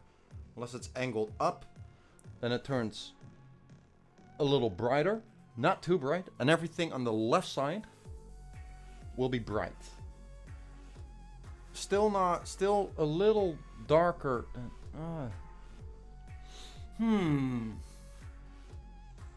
This is a very, very good question. Let's just start with the darkest value because we work from dark to bright.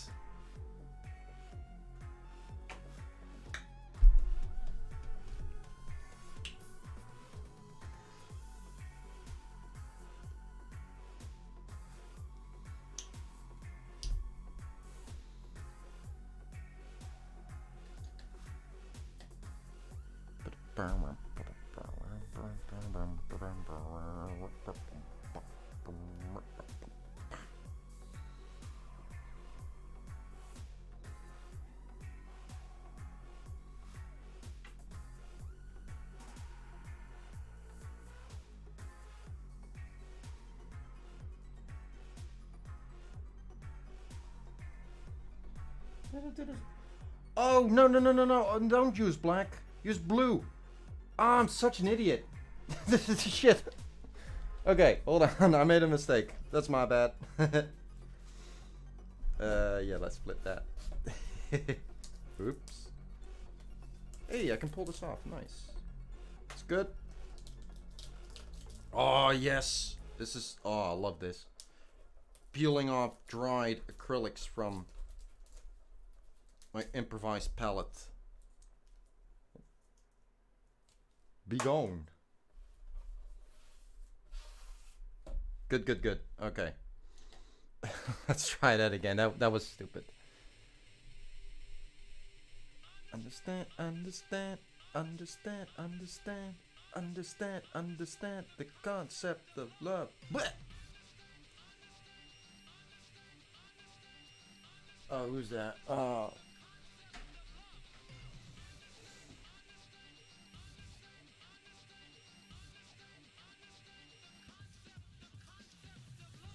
Not interested.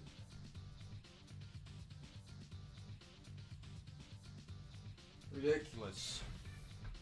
I'll play around with like $5 worth of cryptocurrency and immediately I get spammed here and there. Hey, you business opportunity. No, get out. Leave me alone, I'm busy.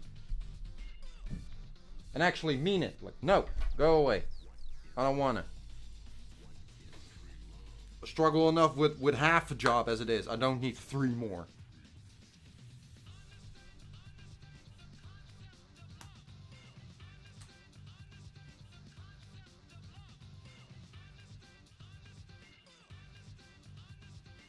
I appreciate the hustle, don't get me wrong.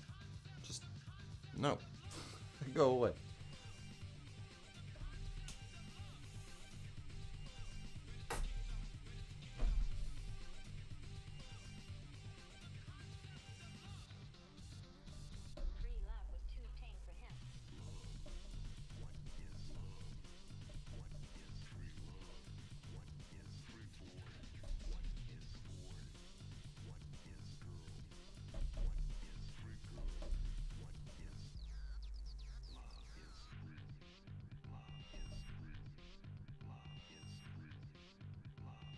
Is this correct what I'm doing?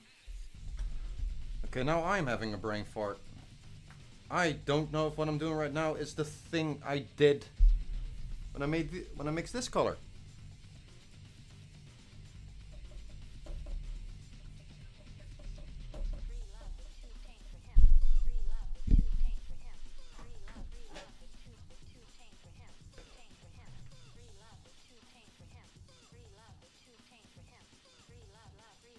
Pretty close.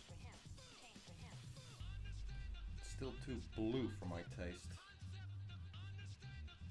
That's too much blue undertones. Yeah, absolutely.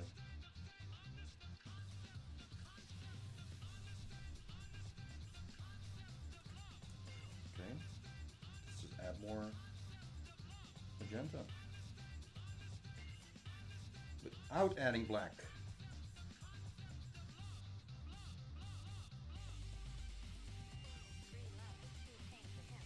Okay, I made a mixing mistake. It happens. I'm wasting a whole lot of paint. It's fine.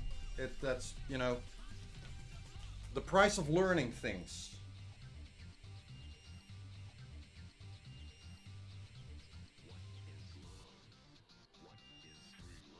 this is the tint I'm going for. Yes!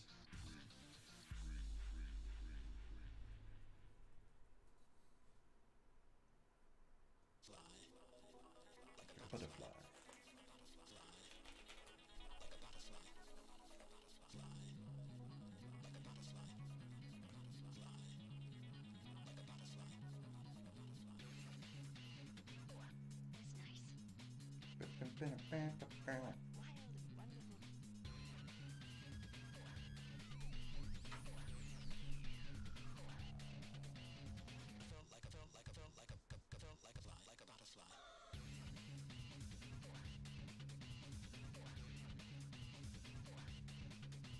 Maybe if I just add a tiny dash of black. Not too much, just a little bit. Mixing black into your colors is risky. Because black doesn't actually make your colors darker. It grays it out. Basically, it desaturates it very. So that's a little bit of that's the difference.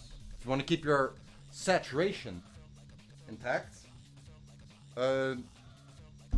yeah, don't mix with black.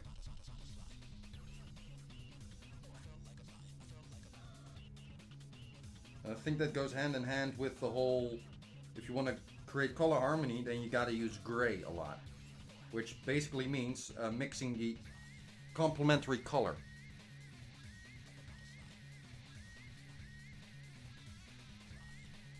I think that's around the same tint. Felt like a bulldozer. Trying to get a butterfly. That's a challenge.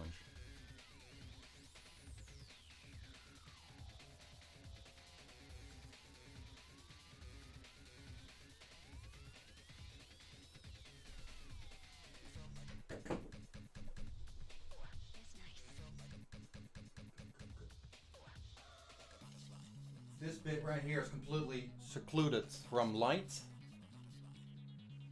Yeah, there we go.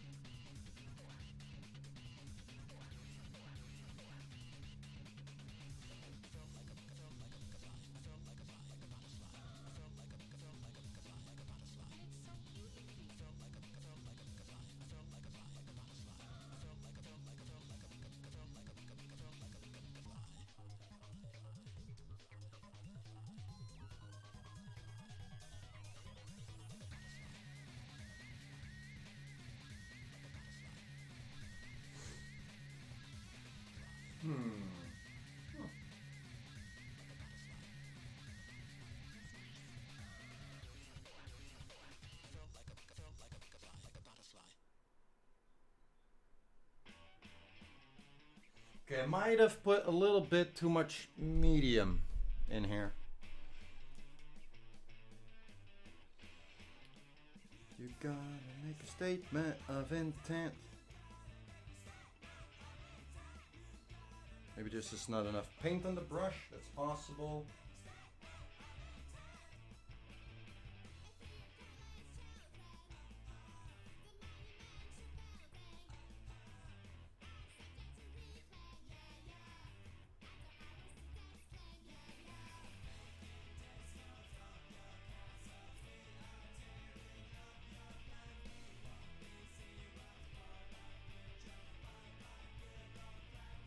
Yeah, now I have to wait for that to dry, because it'll never stay to where I want it to be. I'll just spread the paint around and it won't, you know, grab the surface it's on.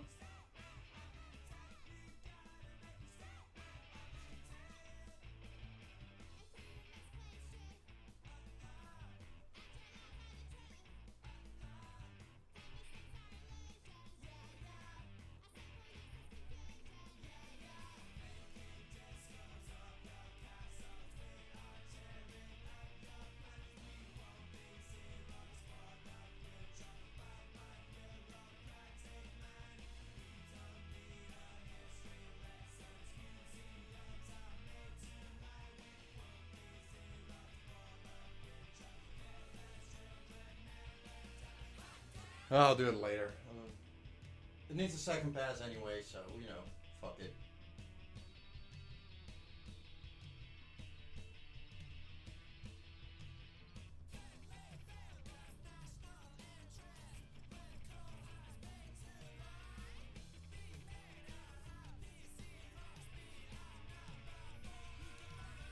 Statement of intent. You gotta make a statement of intent.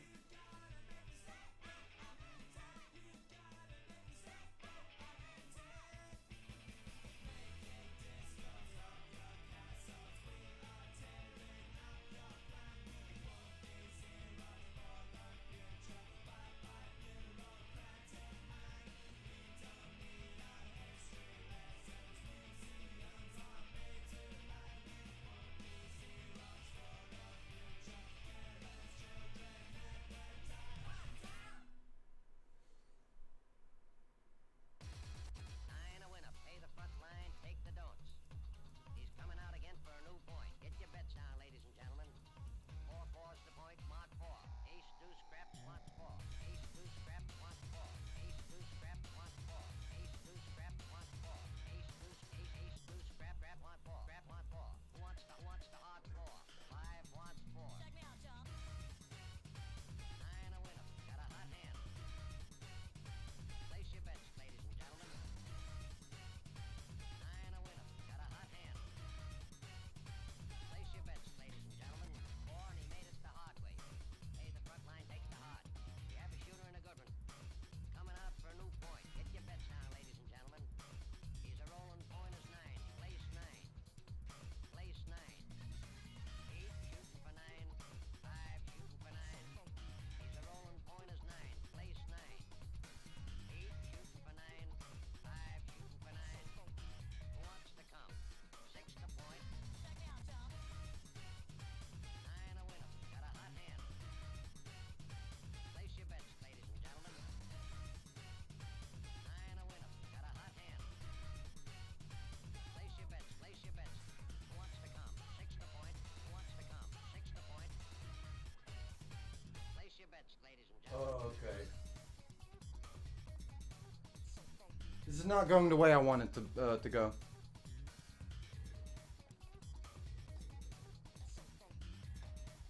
And thus presented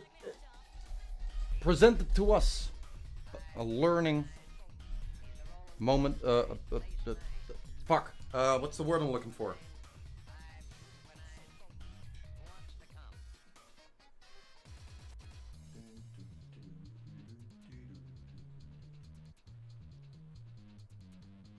Place 6.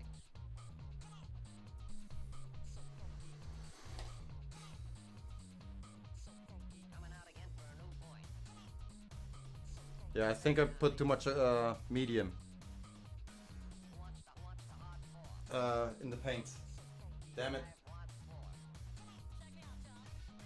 But it happens, right? Want 4. Ace, deuce, scrap, want 4. Ace, deuce, deuce. Scrap, want. In theory, the B, the shading of the B should look amazing right now. Once I'm done.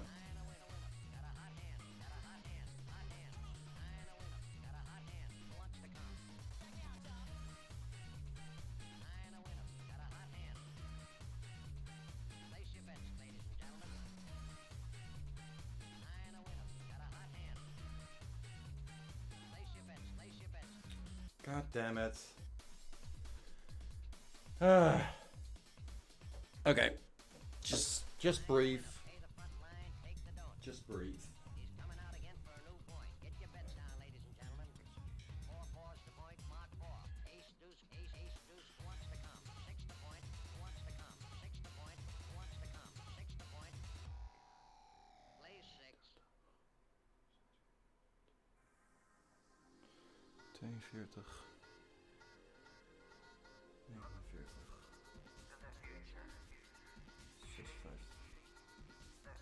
56. 63.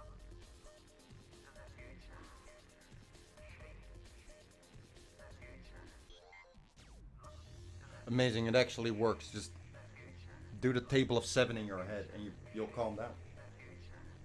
Love it.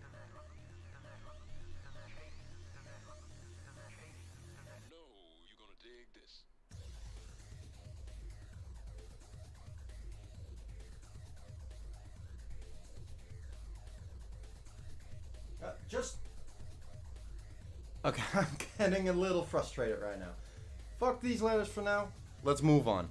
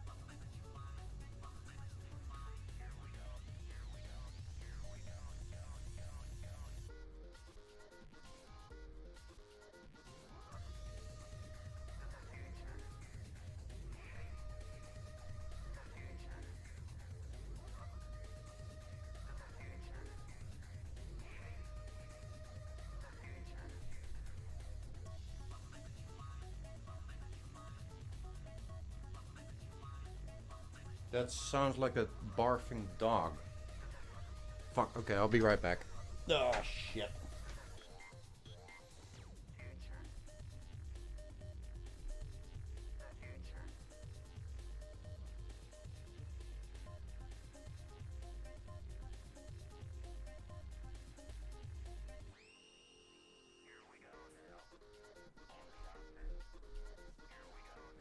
I was wrong, luckily.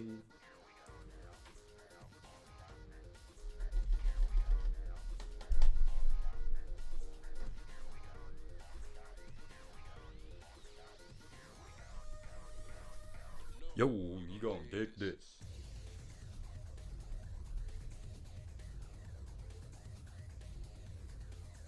Okay, now I can officially conclude I did in fact make the... pour too much acrylic medium into the paint.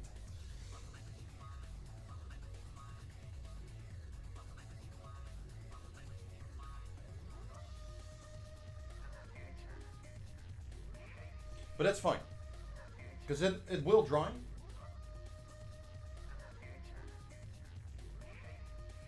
And then it's much easier to use.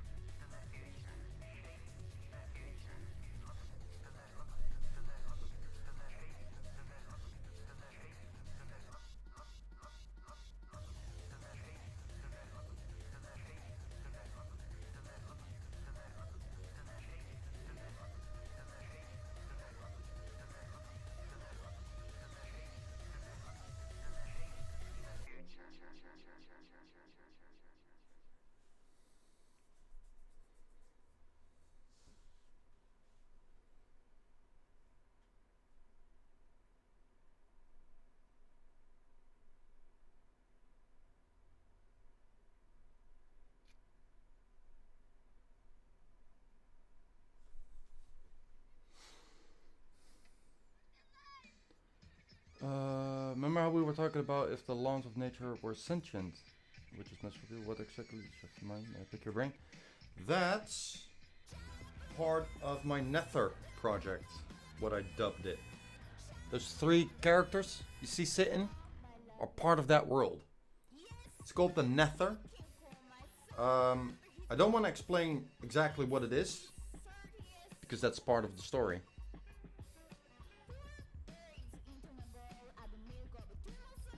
The eventual plot twist.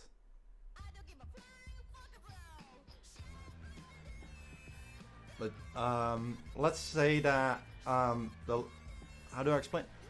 The laws of nature in that cartoon universe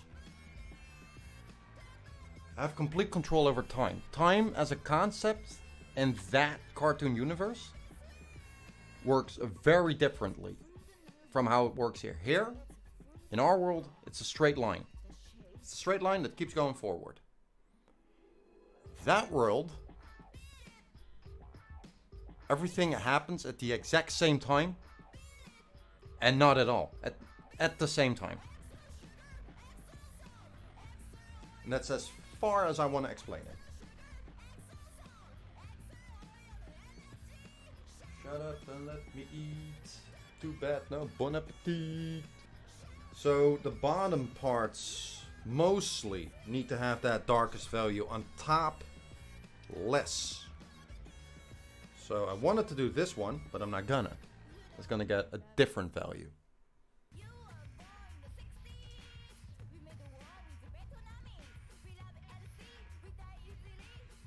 I've been spitballing stuff about that for quite a number of years now.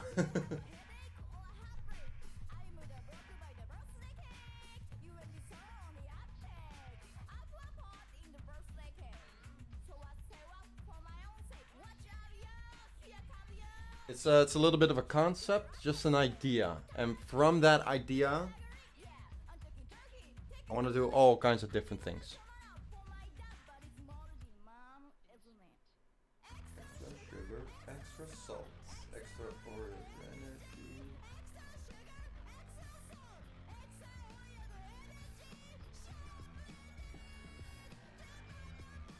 You know what's mean? This song right here gets the VOD blocked in multiple countries. Oops.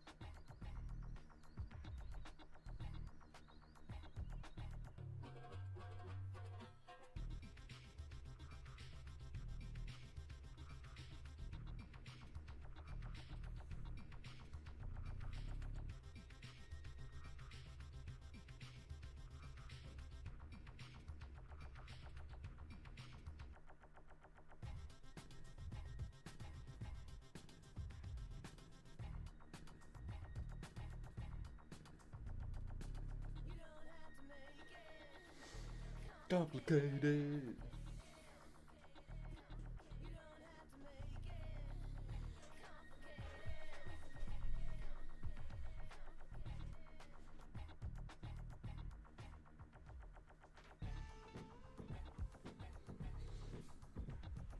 Be gone, overexposure.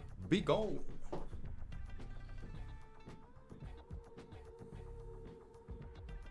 As in literally. Don't want that. Oh man. This is hard, dude. This is not easy. I'm really struggling. Just figuring this shit out.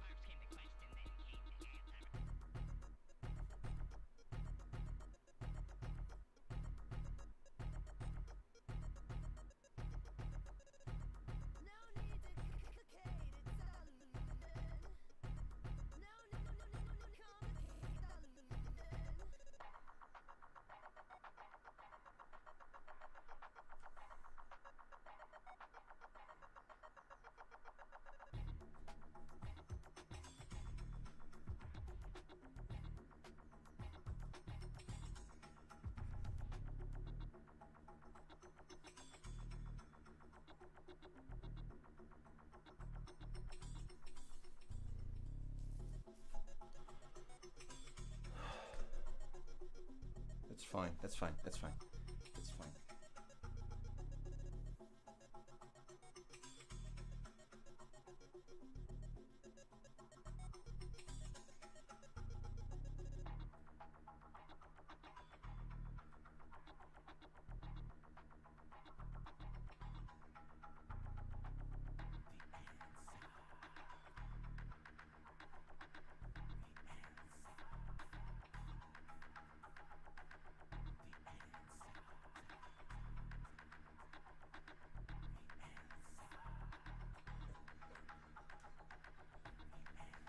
Oh man, I'm not happy with how this is looking.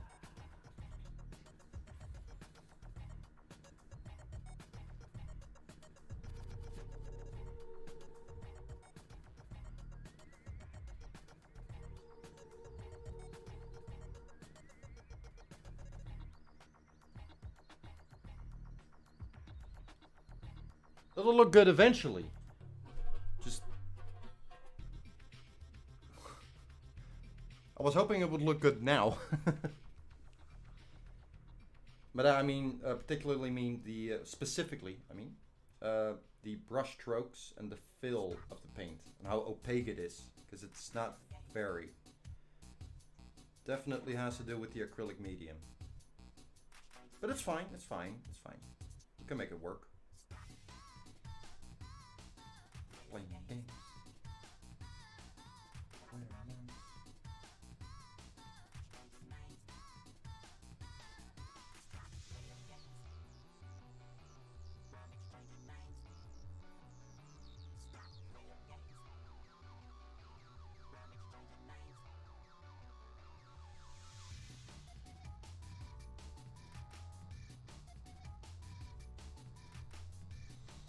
That fill looks pretty good.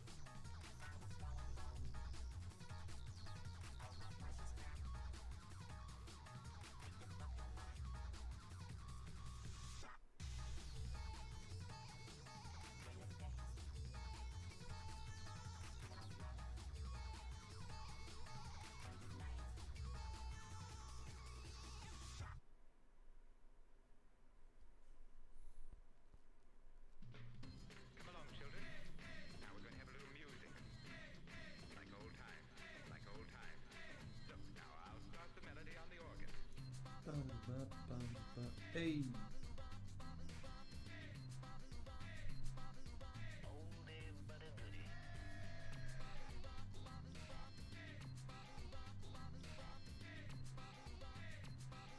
That's just plain poppycock.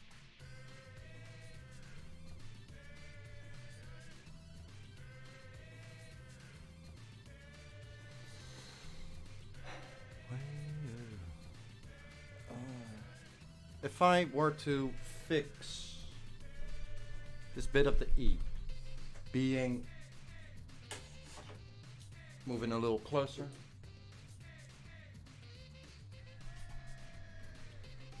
Can you see the thing that I am struggling with? Do you see the mistake I made here? Can you see it?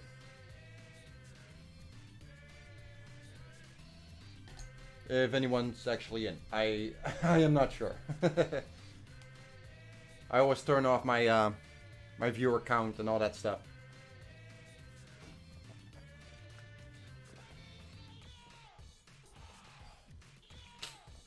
You still here? Nice. Can you see what I did wrong here?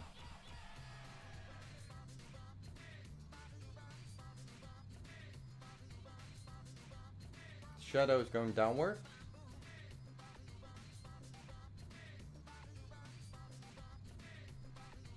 The shadow should be going downward. Yes. The mistake on here, we're not seeing the bottom of this round thing because we have a highlight here, right?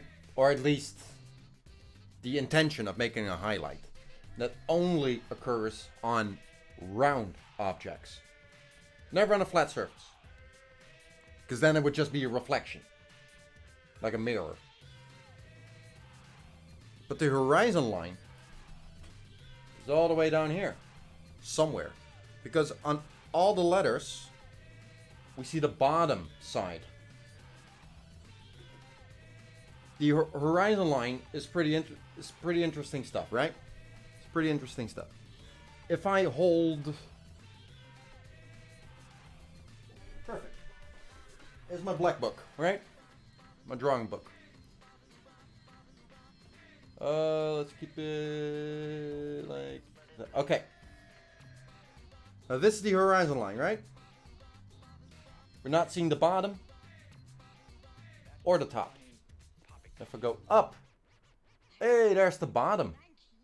So that means the horizon line is below the object. If I go down, now the horizon line. Oh, gotta aim, this is hard. Now you see the top part of the book, meaning it's below the horizon line. Now all my letters on here are above the horizon line, except for the top part of the E that's drawn as if it's below the horizon line. Dumb mistake. Not on purpose. I caught it early on and I thought, fuck it. Could be funny. And now I really regret that decision. Oh well. So, yeah, now the question is, how do I fix that? Right? Should I fix that?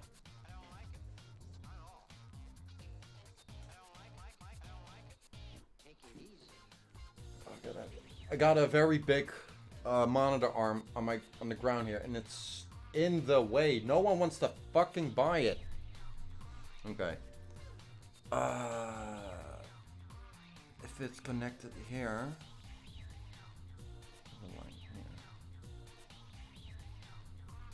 how do I connect this? I drop shadow it, but that would completely break it.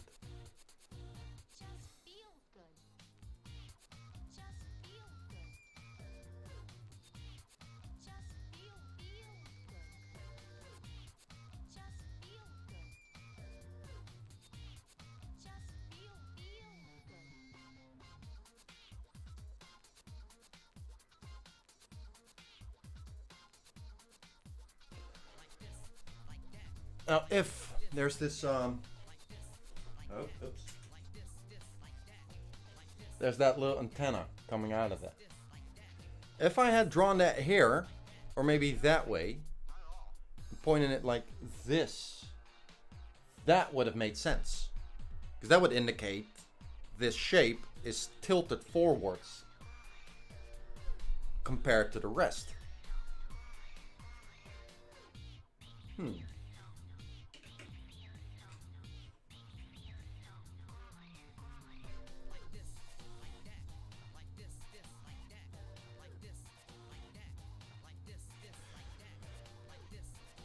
I'll let it, you know,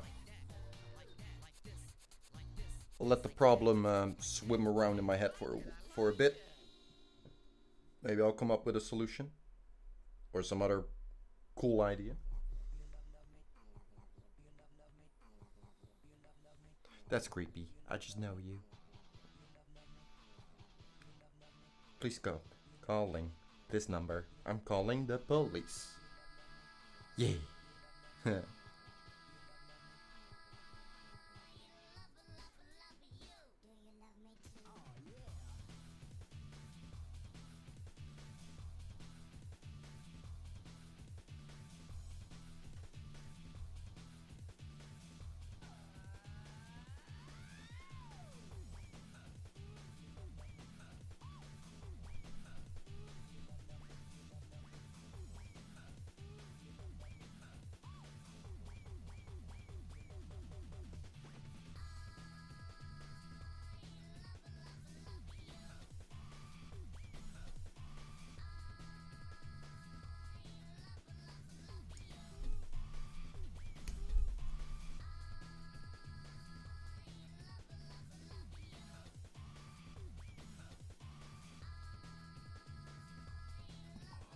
God, that paint. What the fuck is wrong with this paint? Why?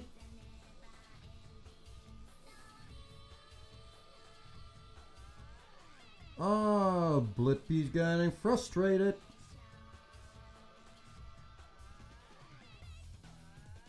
It just refuses to cover. It's ridiculous. Come on. The horizon line determines where the shadow is? No. The light source does. The horizon line determines the proportion and placement, sizing of the object in comparison to the other objects in a spacious area. If you look at the horizon, just in real life,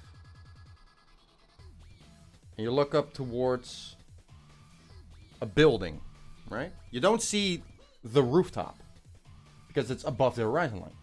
But once you're high up in the air and you look then at the roof of a building, you'll see the roof because then you're looking at it from above the horizon line. The placement of where the shadow falls has to do with the light source, which you could theoretically combine with the placement of the horizon line, sure. But that's for later.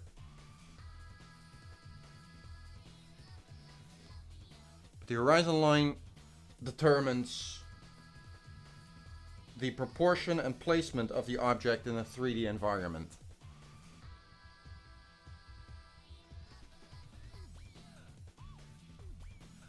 There are many types of perspectives. You got 1 point, 2 point, 3 point, and 5 point perspective. Don't bother with the 5 point perspective if you're just starting out. That's for later.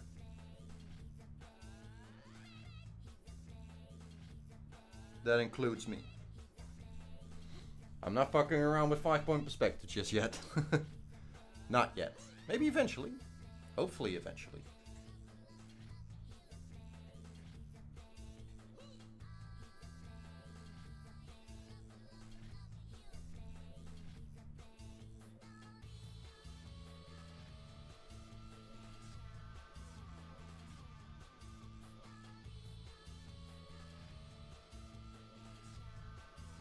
Oh, this looks good. This I like.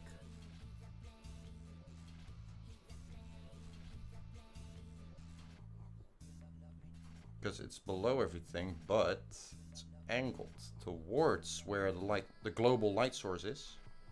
So not a spotlight, but more like the sun.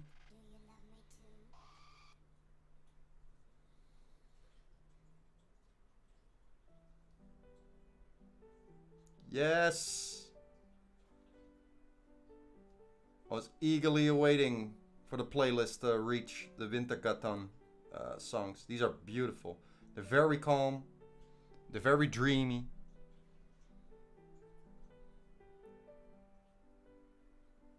They're not jet set radio funky. That's okay. A little bit of variety. It's good. Oh my god. Just fucking paint your piece of...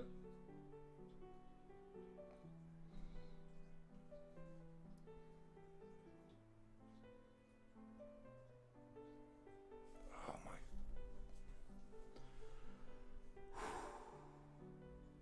Calm down, Blip. Just fucking breathe. It's fine.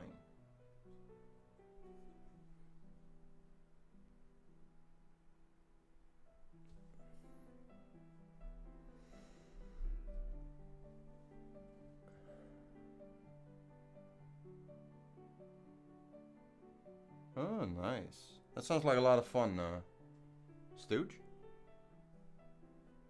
It's too much paint.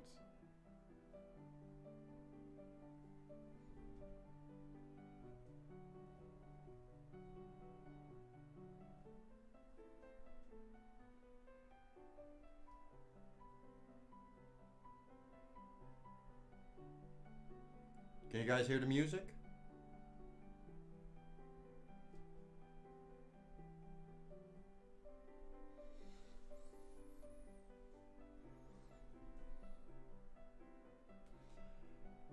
You can download it for free on wintergatan.com. Just look it up on YouTube. Marble Machine. And Winter. You'll 100% find it. Once you see it, you go like, oh, I've seen this.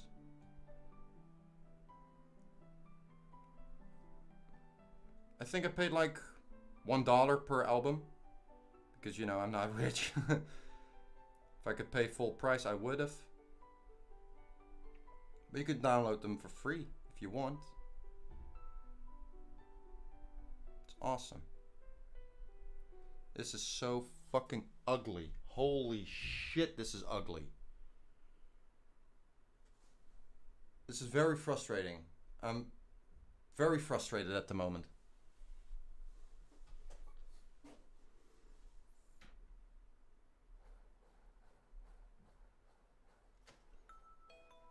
This is the song that made him a viral success. This track is completely played by a marble machine. How fucking cool is that? The xylophone, the bass strokes. He uses his hands on the fretboard. But the kick drum, snare, rhythm, everything done by a completely analog marble machine. There's no electricity, nothing. Oh, it's so good, so good, Stooge. He's currently working on a new marble machine. Holy shit, is that like? That's a new form. New form. It's like an instrument that has never been made before. What he's creating right now. It's ridiculously intricate.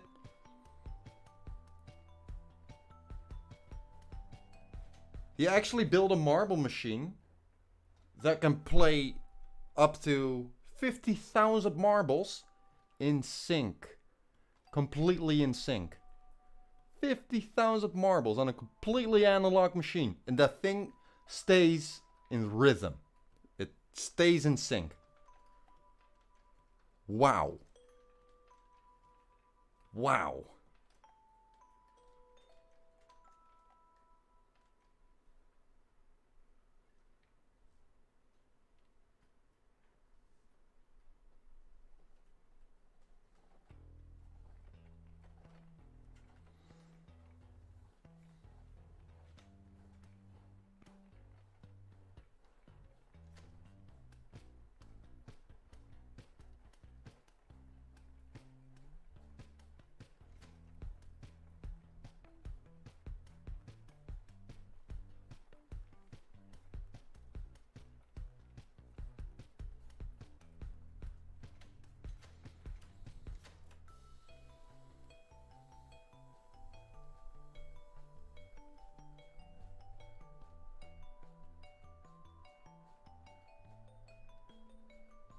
I like the way he said it. It was a viral success, but a mechanical failure. So I'm doing it again.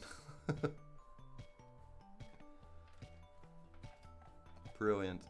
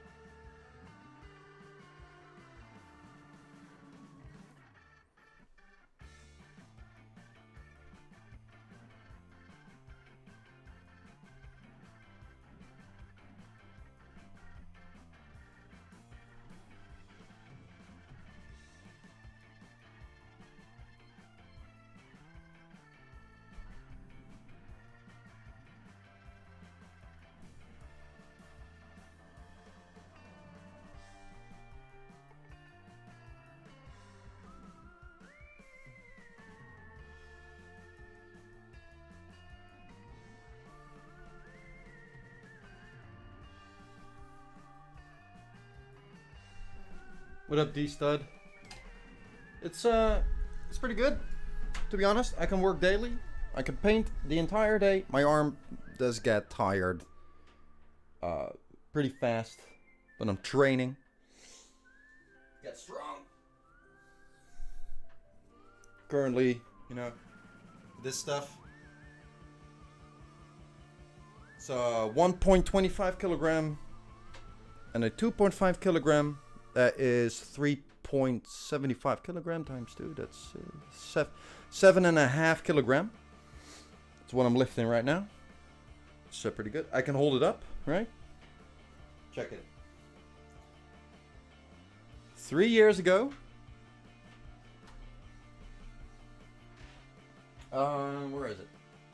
Okay, let's just say this is an empty cup of coffee, right? Empty cup of coffee. This, I couldn't do. Now, 7.5 kilogram. I can actually hold it. My arm is shaking right now, but hey, that's progress.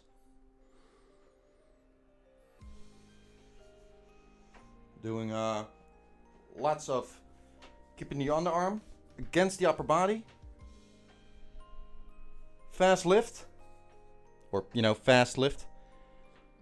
Slow down.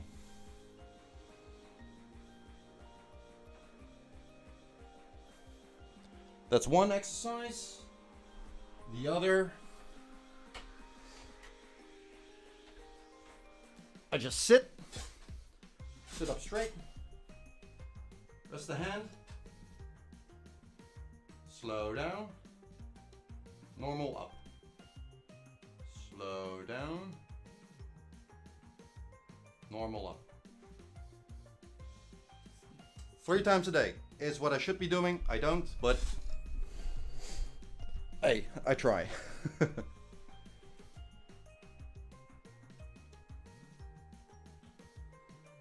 Thanks for the lesson. You're very welcome, Lasty.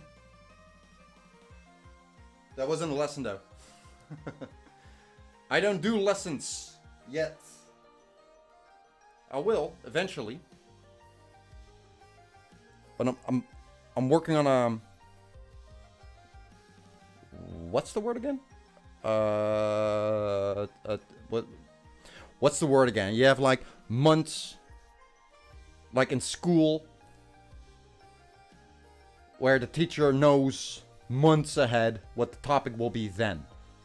Because he knows all the steps he needs to go through, spread out over a year. What's the word again? Well, that's something I'm developing for graffiti. Completely separate from the culture.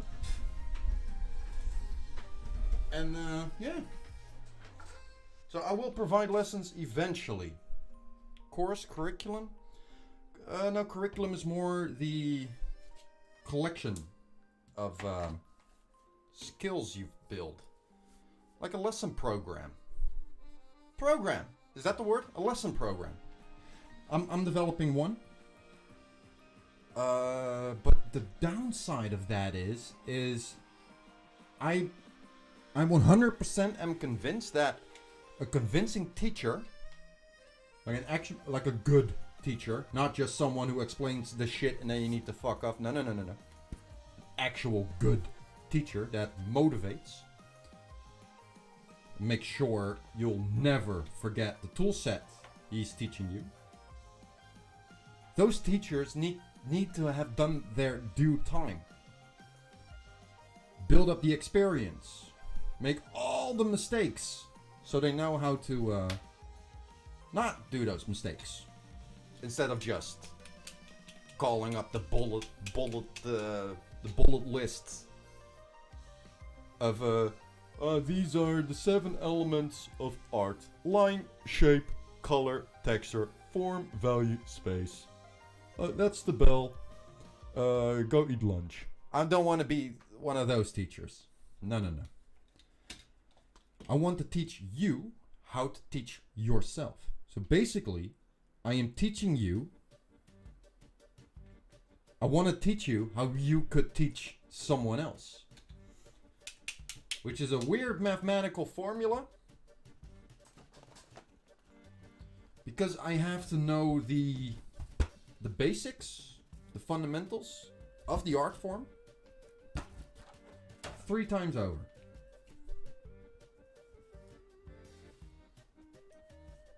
And for that, you just need experience.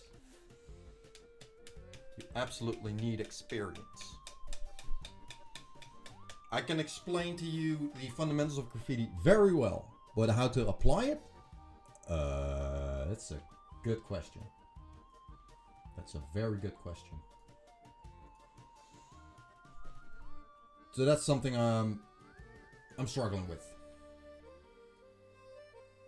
That's why we're live every day. Well, not every day. Monday, Tuesday, Thursday, and Friday. Except for coming Thursday and next week. The entire week. Thursday I have a dentist appointment. And next week I have a mural project. That'll take me a week in a place where I don't have internet.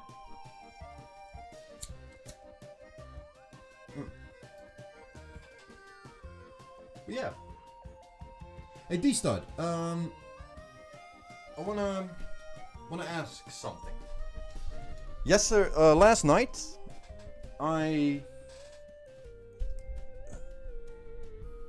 microphone. I like you, but get out of my personal space. I hope you're still here. Let me grab the notes.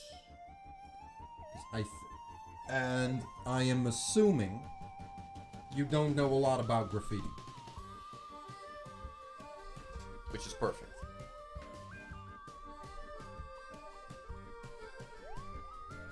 So, you're here. Awesome. What do you know about graffiti? I am assuming not that much.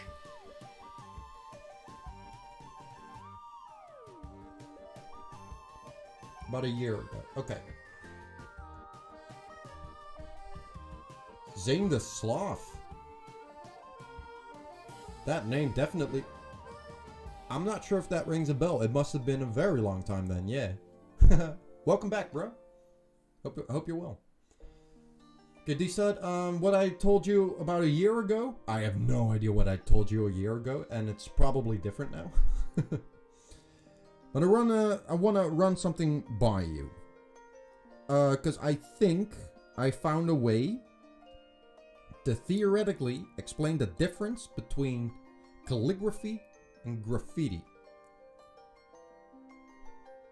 Purely based on the art form, not the culture.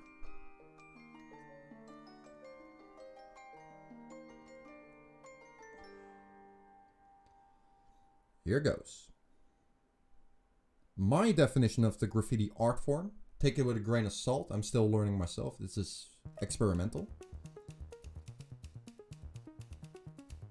The definition of the graffiti art form is artistically weighted letters. Now you could argue that that's also calligraphy, and you'd be 100% right.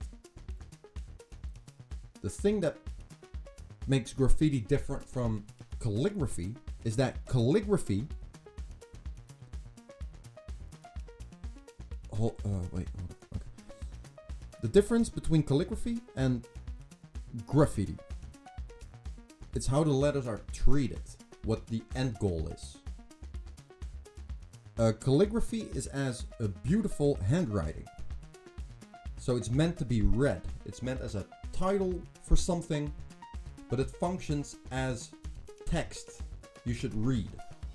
Maybe like on top of a page, the name of a company, right? But it's to be read. Graffiti, on the other hand, even though it's font-based and, you know, readable at times, it's not the end goal. Calligraphy is a beautiful handwriting to be read, whereas in graffiti, it's used as a symbol. The goal is not to be read, but to be admired for its appearance. So it's more of a symbol instead of a title. Because you keep writing names or a single word, but there's no story, there's no intro, something like that. It functions It's to be admired for its appearance, not how it's read. That's the difference between graffiti and calligraphy, as far as I know, or understand it. That way, because at first I thought the definition for the graffiti art form is artistically weighted boxed letters, but that completely excludes tags, which is 100% a part of graffiti. Tags are not boxed, they're lines, just like calligraphy. But if I write my tag somewhere, it's more as a symbol than a signature. It's in the form of a signature, sure, but it's more about how it's presented instead of how it's read.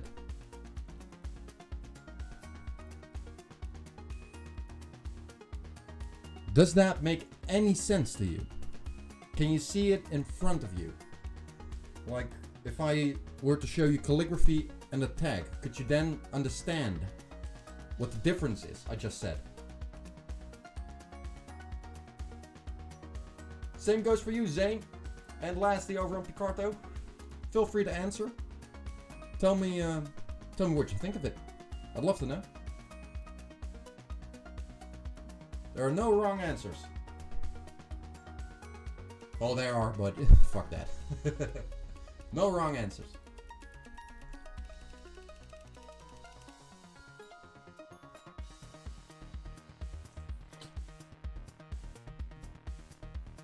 Oh man, I love this song. So good.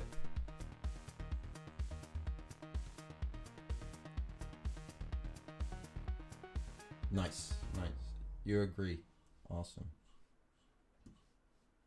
That makes me happy. It would be hard to say where calligraphy ends and graffiti starts. Yeah, that's the definition for it. It's the end goal, the means of why it's created, for what purpose.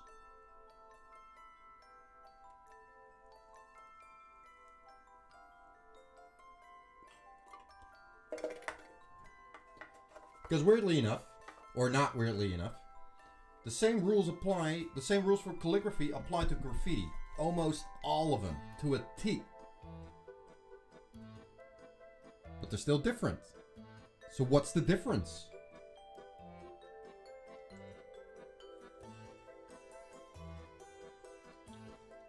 I heard terms like calligraffiti. That's stupid. That's just ugly calligraphy. Right?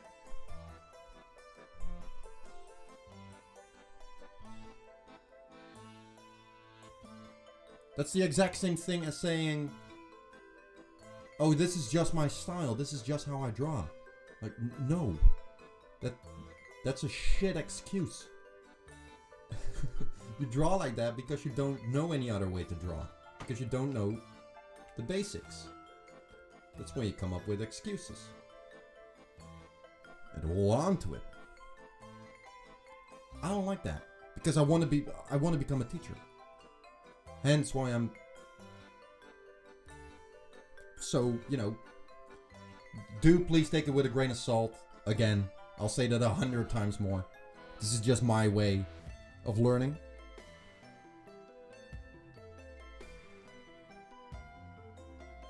I am my own teacher, so that means I'm also a student, which means I'm still learning. Tense is definitely a big part, yeah. I like it. I like how I wrote that. I keep plucking things from different art forms and trying to push them into graffiti, academically speaking. And definitely worked.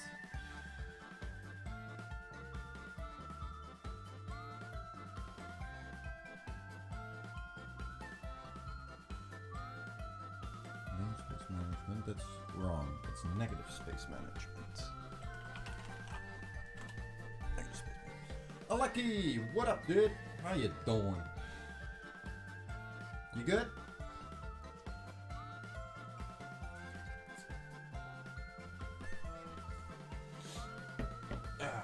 Okay, I think we've let the paint dry long enough.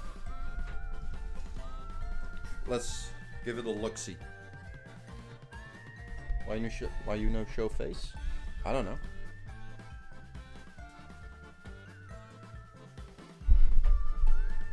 Hi, how you doing?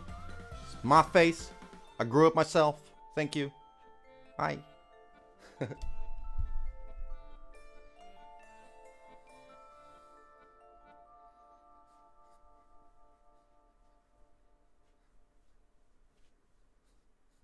Right?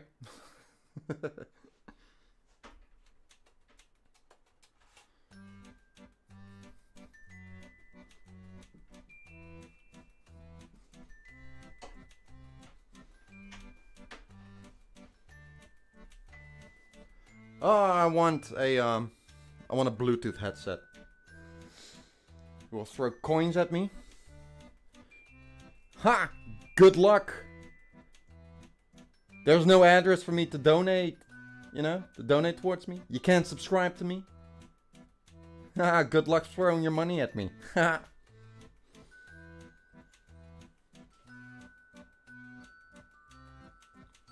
I'm currently figuring out the values of this piece.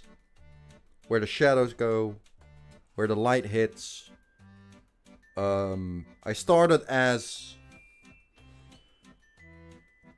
where the light hits, that's that value. Where the light doesn't hit, that's that value.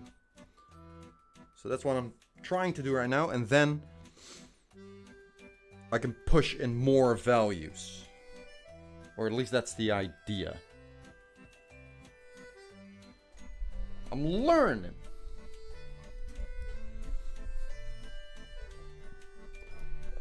You help me understand graffiti better? I'm happy to hear that, Lasty. And again, if you have any questions, feel free to ask. Y'all often have pretty damn good questions, sometimes not very good questions.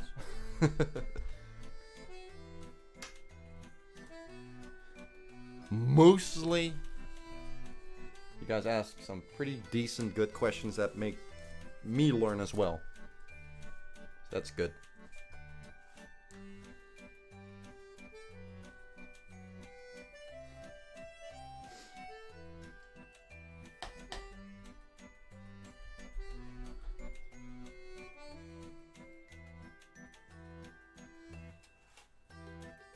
And will I animate stuff again? I already am.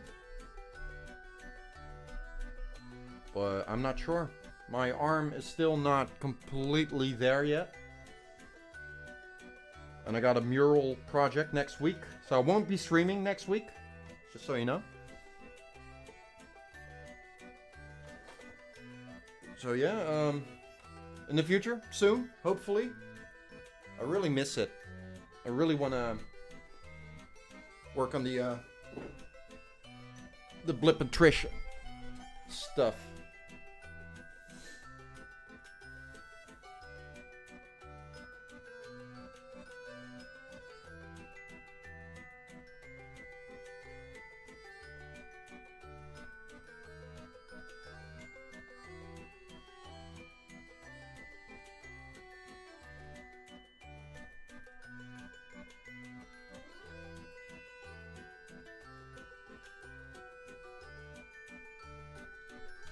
Fucking paint doesn't.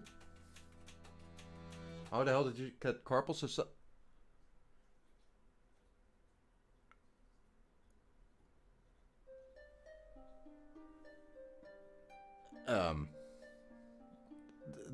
Not suddenly. I've had carpal tunnel the last 3 years now. Hence why I disappeared for many months. That long while ago.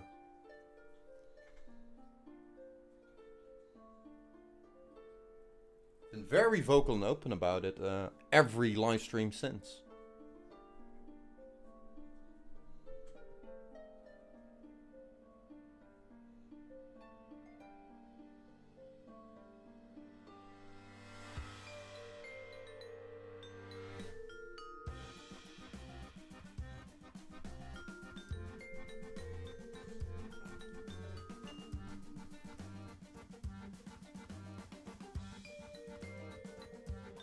Nothing personal and no offense, but I've told that story like a million times already. I'm kind of sick of telling it.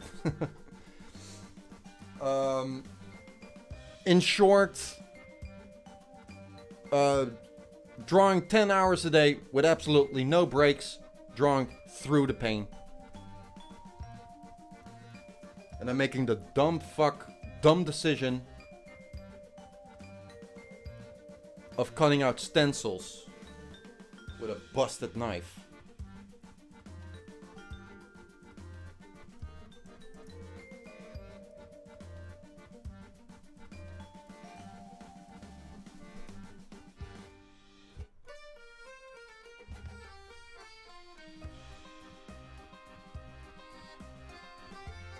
Remember the Cowboy Bebop painting?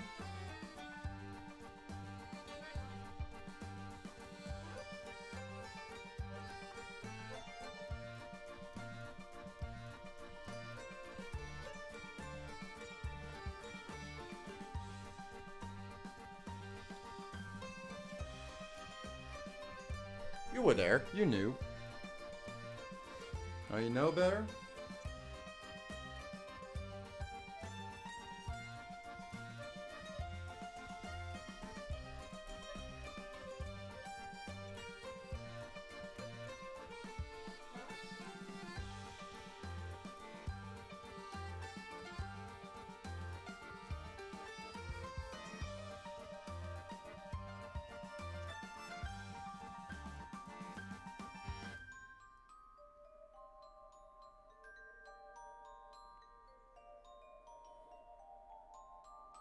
Well, chances are I'll never get rid of it again.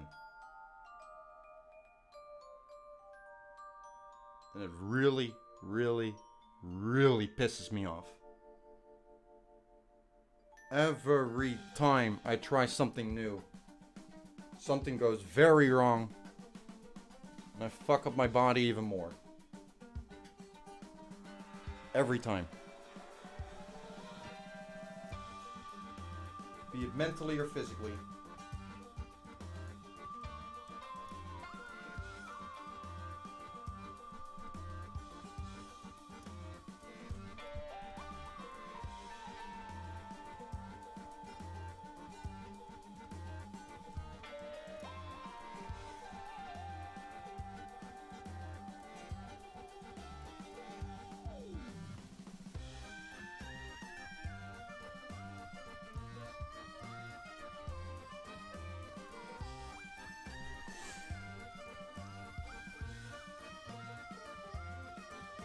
I've already tried them, I promise.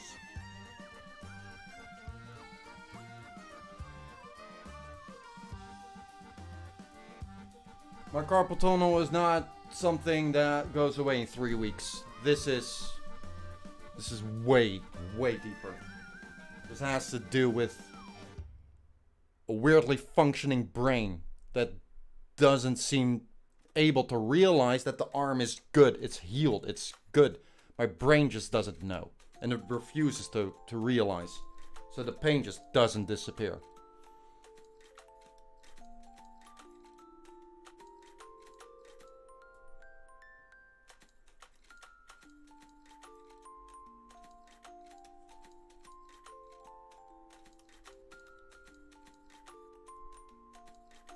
I appreciate the help, but please don't.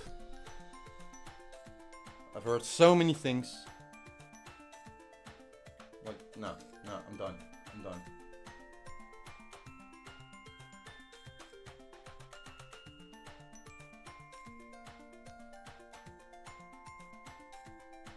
I got help from professionals who know what they're talking about, and I'm listening to them. And that's where that stops.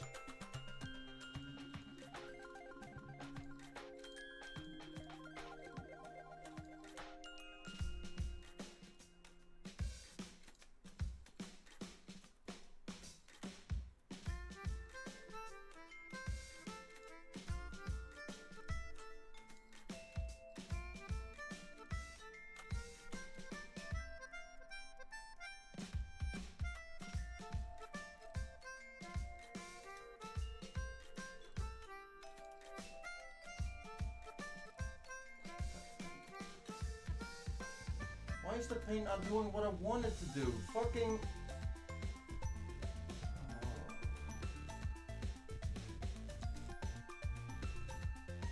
I'm getting very frustrated right now.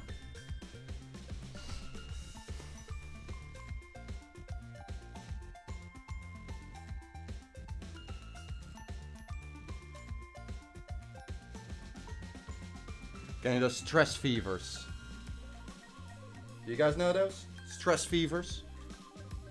Where you get like angry or annoyed by something and your body temperature just rises to the point where you can feel the heat radiating off of your skin.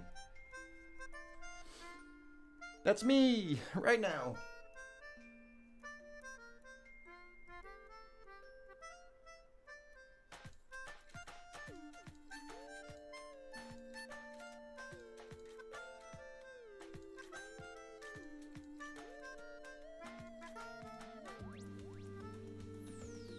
Don't worry, I won't lose my cool.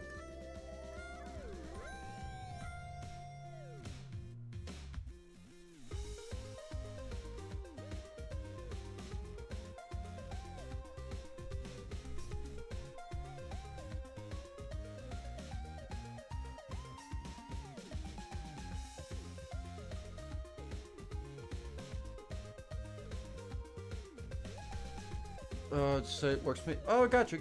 I know. But I've heard those things so many times already, I'm over it. That wasn't a jab against you or something, nothing personal, just letting you know. But I appreciate you trying that, definitely.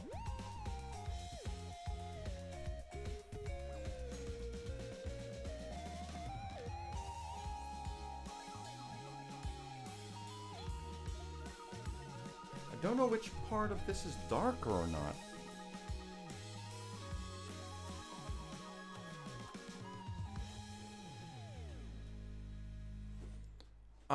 You know what I'm gonna do? Right now I'm using like this tripod stand, right? I am going to buy one of those microphone stands with the big stick, with the big stick that you attached to the first stick. I'm gonna get me one of those. So I can just put that thing all the way over here. And I pull the upper stick down. I think that'll definitely be a lot more comfortable.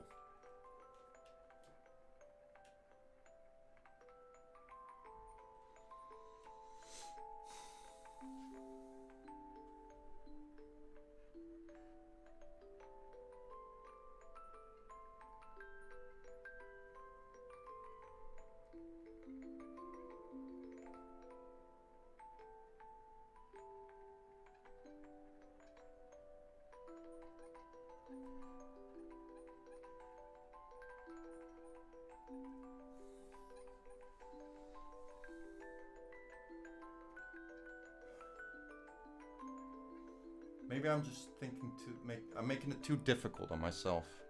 It's this bit at the bottom it doesn't hit direct light. Just make it dark. We can always make it brighter eventually. That's fine.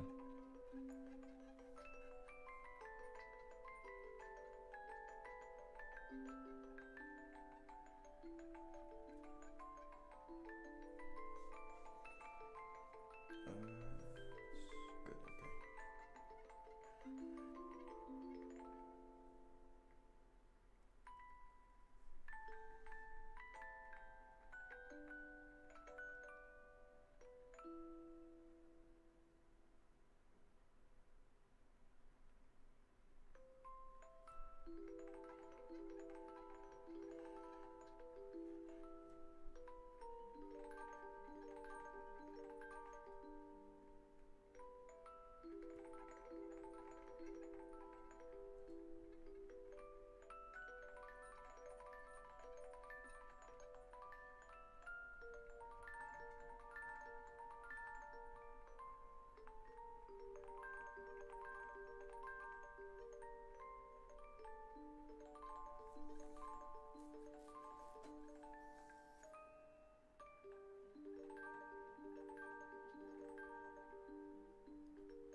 To be part of a flip horizontally, you notice a new thing. That's for composition, gesture, and proportion,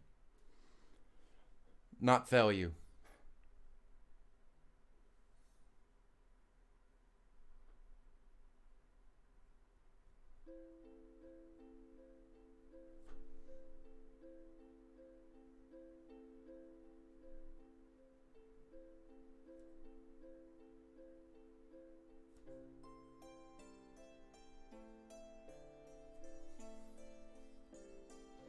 But that's definitely a good tip. Flip your drawings. All the time. All the time. Even better if you draw digitally. It'll definitely help keep your proportions and stuff like that straight. Absolutely. It's definitely a good tip to do. It just doesn't apply here.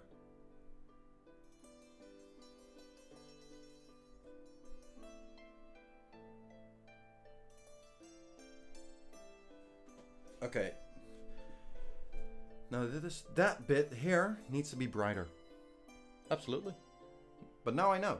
Yes, that's good. I like that. That's good.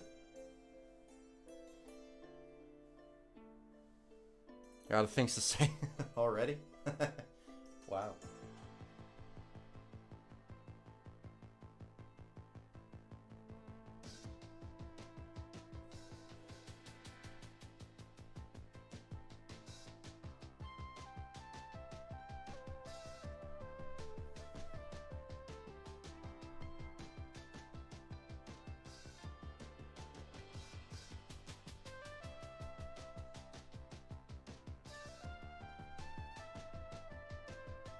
Have you actually been streaming, Aleki? I haven't seen your channel live in a long while.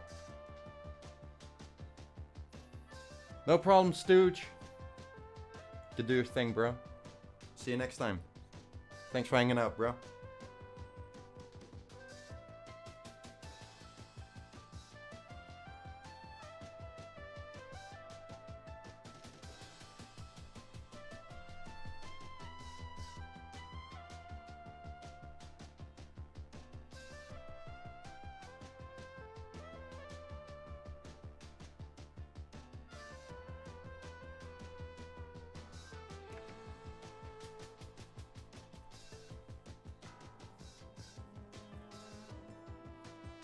Gives a weird perception of yourself. How come?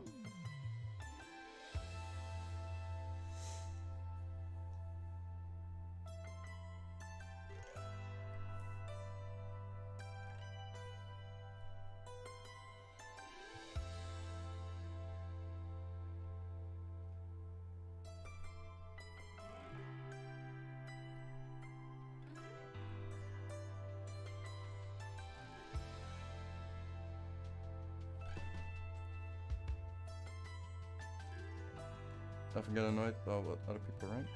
Lol. Yeah. I had to learn to deal with those. I think I do pretty well. I haven't banned anyone in many months. So that's good. I reckon, right?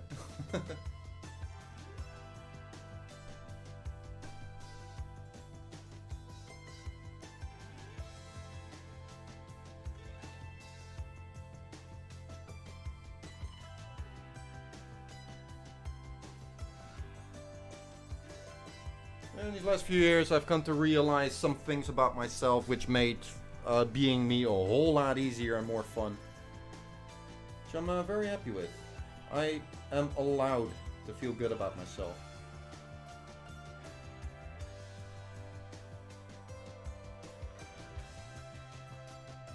Now I'm just working on the whole I am allowed to work for success.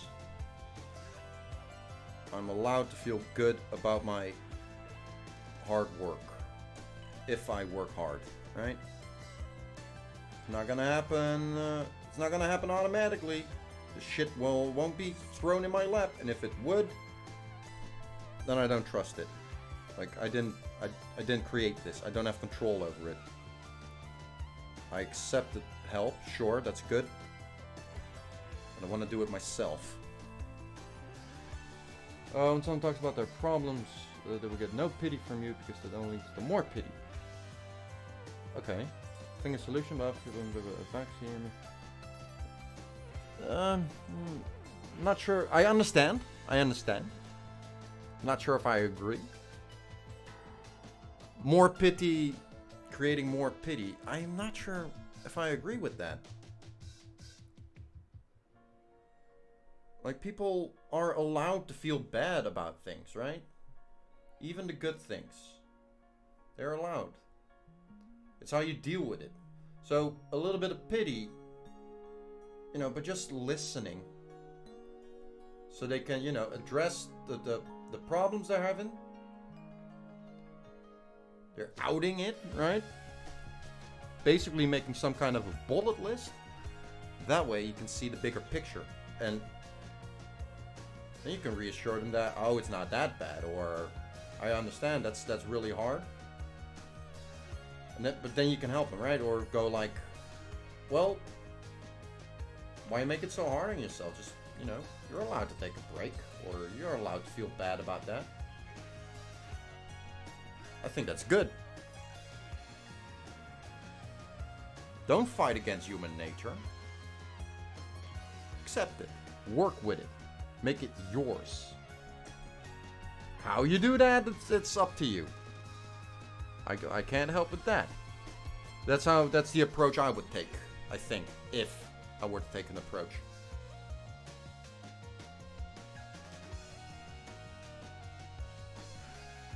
Like, I'll refrain myself from giving unsolicited advice. If they're not asking for it, I'm not giving it. Unless they're like screaming out for it, metaphorically, maybe. But that's different.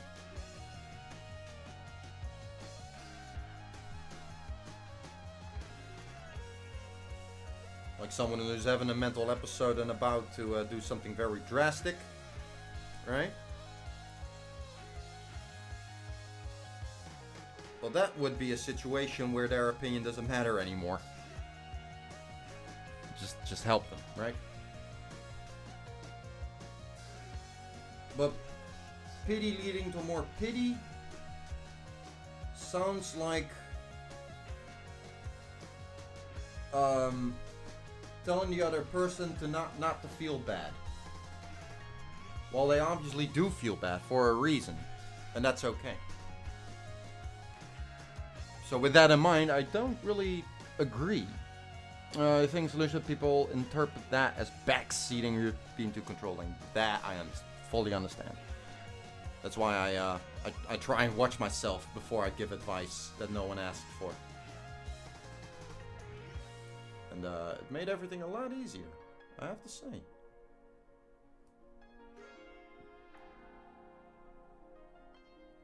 But hey, that's just me.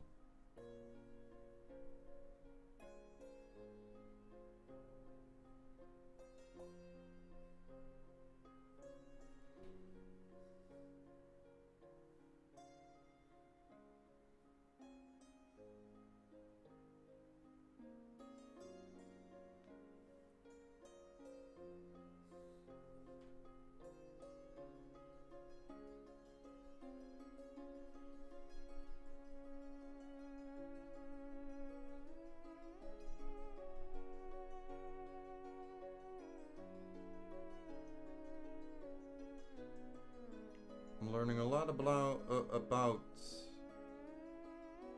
blue paint right now. Yellow paint has absolutely no coverage whatsoever. Blue has more. No, magenta has a very good coverage because it's such a deep, rich color. All the other ones, not so much. Let me look at it from a distance while I click a cigarette, because oh boy, I'm feeling very frustrated today.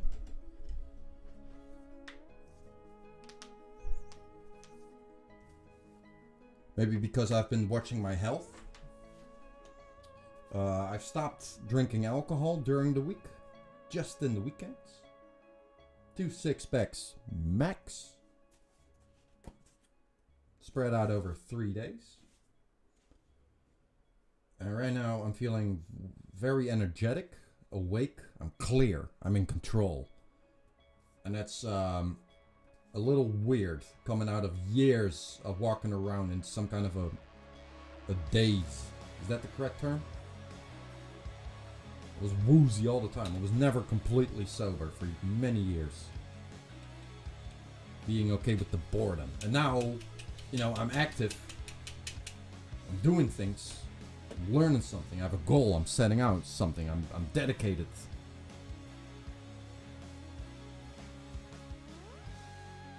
Which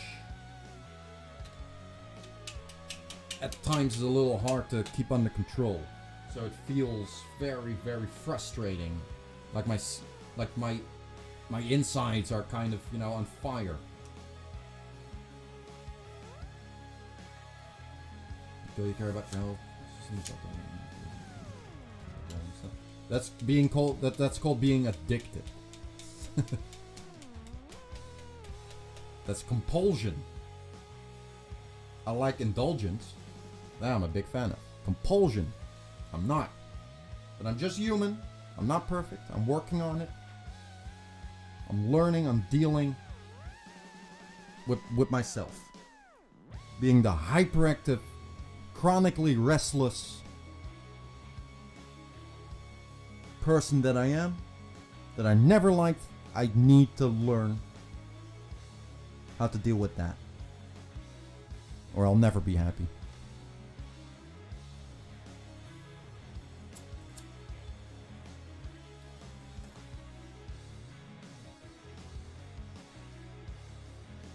Learning a lot about myself. I found a word of what I am, right? Like, which is an Epicurean. I think that's the term. Finding the most subtle midway for the most success.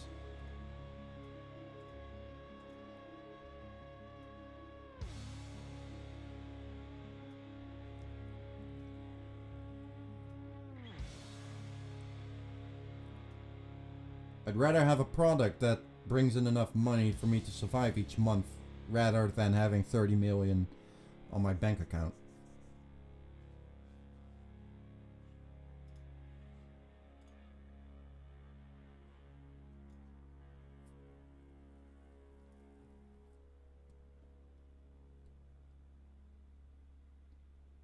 Not calling yourself the things you don't want to be? Well, yeah, true. If I do that on stream and I call myself an idiot, it's with hyperbole. It's a little bit of the character that I take on when I go live. I'm mostly just me, just a little exaggerated.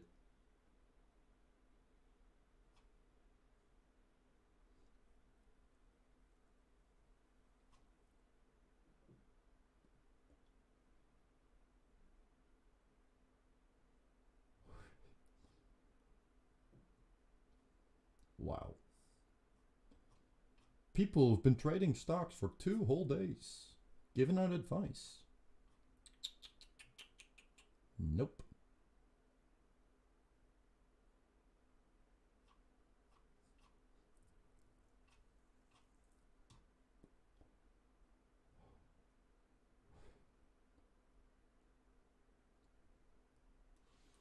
Music!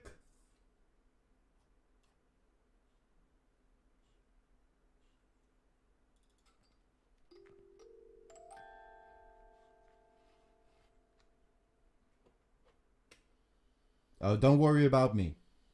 I'll worry about me. Language pretty limited and awkward already? I fully disagree. I think language is absolutely beautiful and limitless in its ways and methods to convey messages or whatever it is you wanna share. It's how you use it, which is not easy. That's fair enough.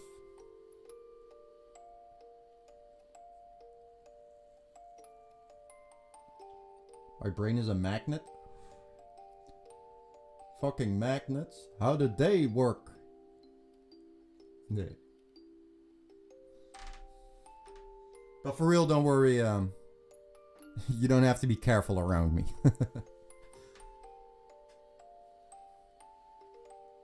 But thank you for the consideration. I appreciate it.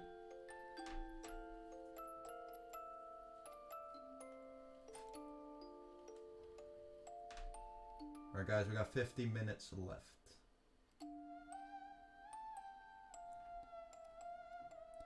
Yeah, this is making me sad. Uh-huh. Ooh-hoo. Yeah. We need some help in aisle 10.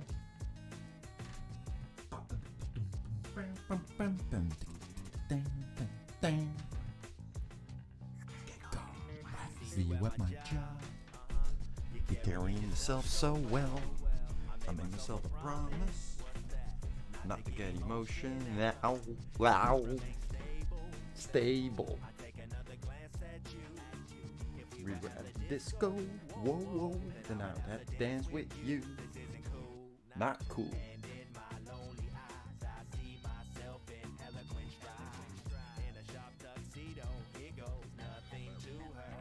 This is 100% a joke I'm gonna put in my tutorial series once I'm gonna start them again. Not again, when I'm gonna start them. Want to do like funny cuts when explaining stuff. And one time I want to walk around aisle 10, look around. Allison? Maybe next time. And then I continue with the thing I'm explaining. Just for the people who know the joke, right? A little insider joke.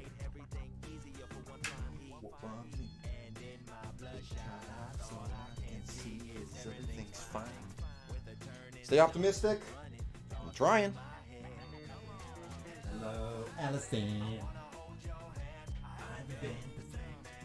Saw you coming in. Myself a toast to the girl in aisle 10. I'll meet Allison one day. Maybe. Maybe I already did, and I just don't know it.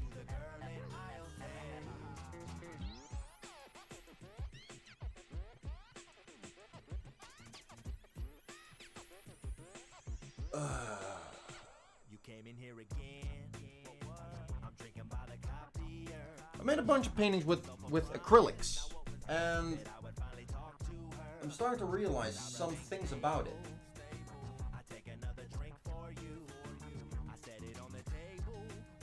Acrylic paint is very chunky. I don't know if I actually like that.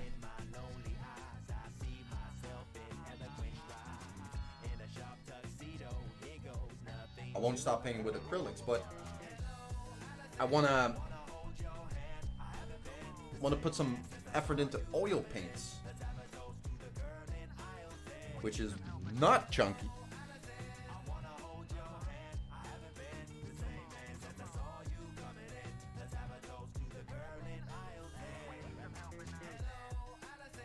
For some reason, I'm really scared to start with oil paints. I don't know why.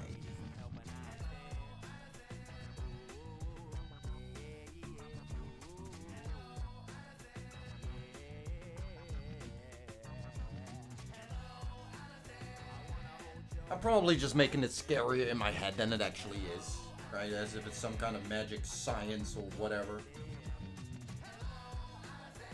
It's not.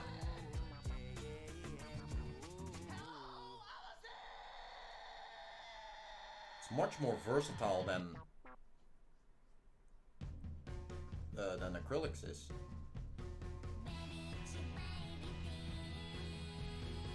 So yeah. Maybe I should just fucking do it. Just get like a beginner set, something with a bunch of colors and just mess around with it. make some small graffiti paintings, just to try, you know. And it also gives a pretty good opportunity to, you know, mess around with more letters. Practice the calligraphy basics and apply them to graffiti.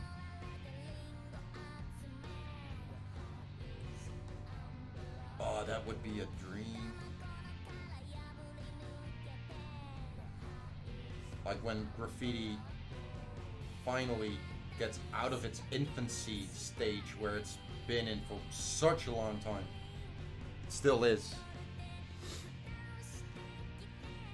There will be studies about it or whatever. That I'll have like I could have a hand in that or something. Oh, that would be such a fucking dream, dude.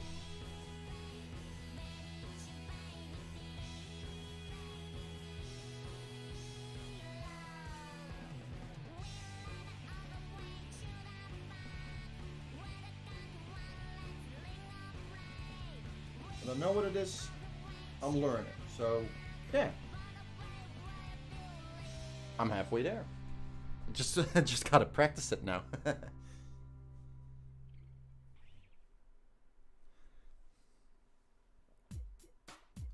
Get down.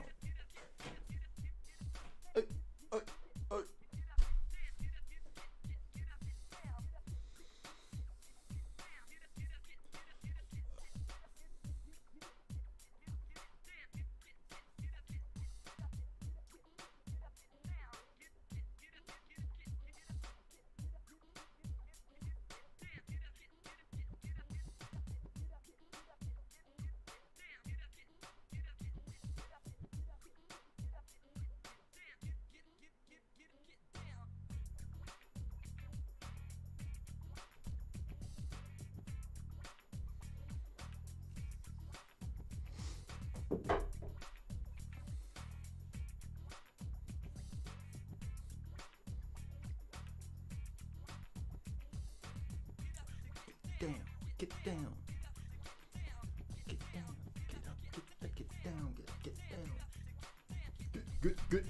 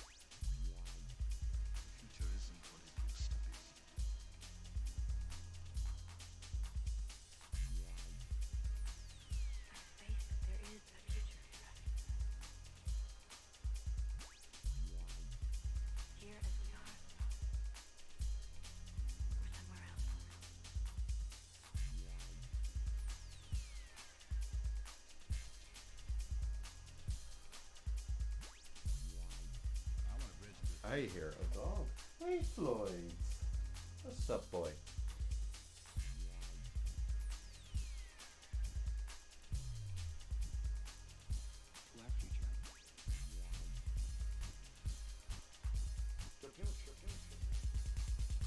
Jet Set Radio. Boom.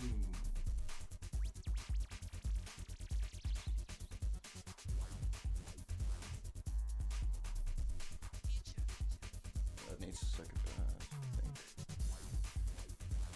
Boom.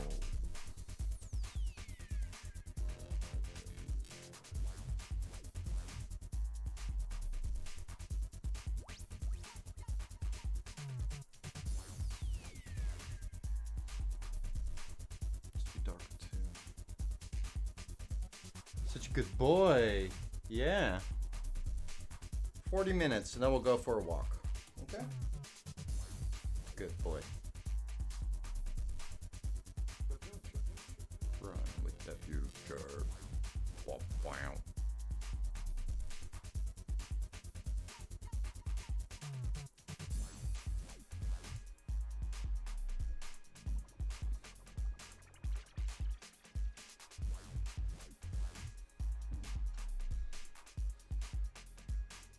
I'm so happy with my dog.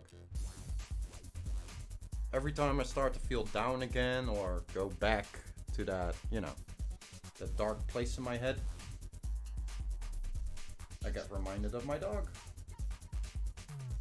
And I don't feel as bad anymore. Reminds me of the actual important things.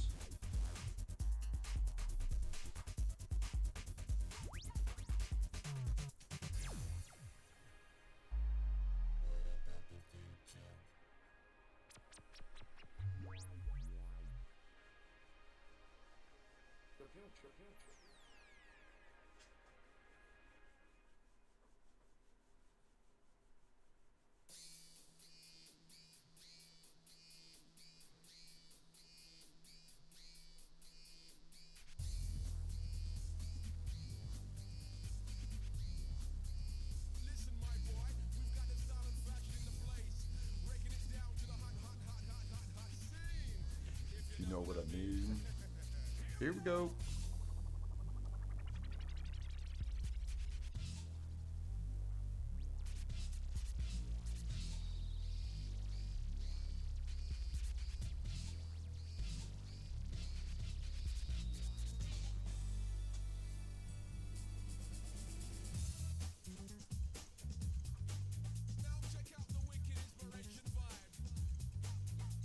Yes, Floyd, I'm happy you're here too.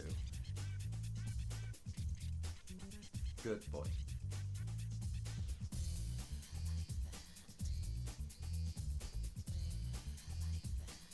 Maybe I'm probably overthinking this piece way too much. But it's fine. You're learning. Have Floyd. Yeah.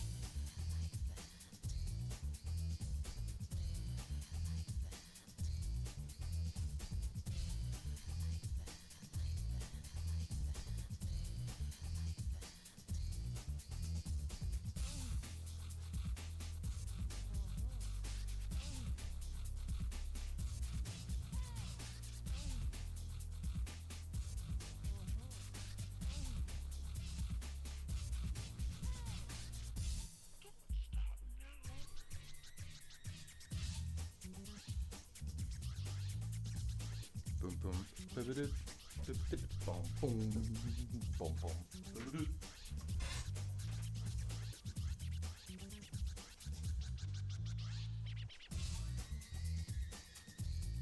What was I? Hold on. I was staring at a piece. Oh yeah, the P. Letter P. it's basically the same thing. But not really. Okay. Got it. A little bit of acrylic medium. Now it's okay again because, you know, dried.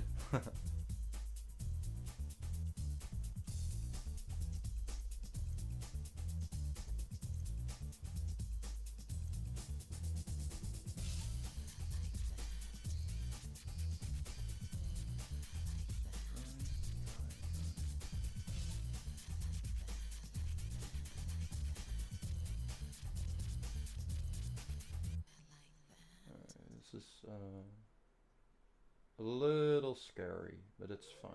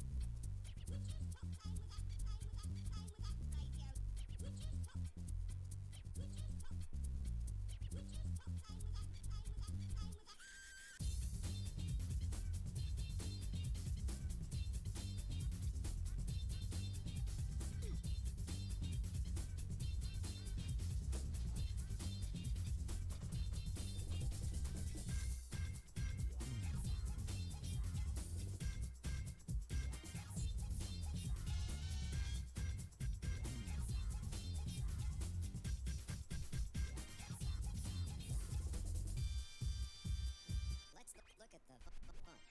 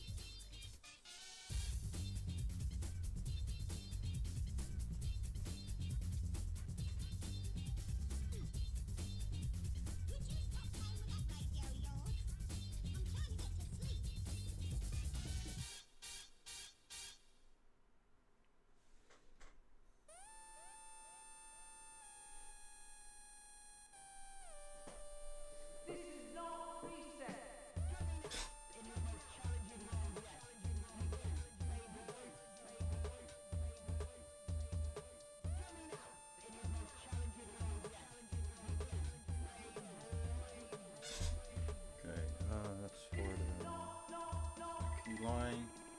It's later. Okay.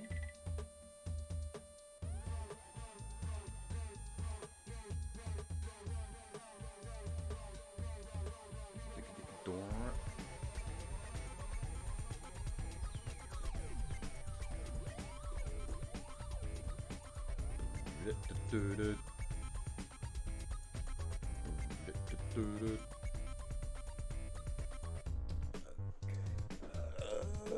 Another scary thing, right? Don't want a lot of paint on my brush right now. I want to do this very slowly. There's a swerve here.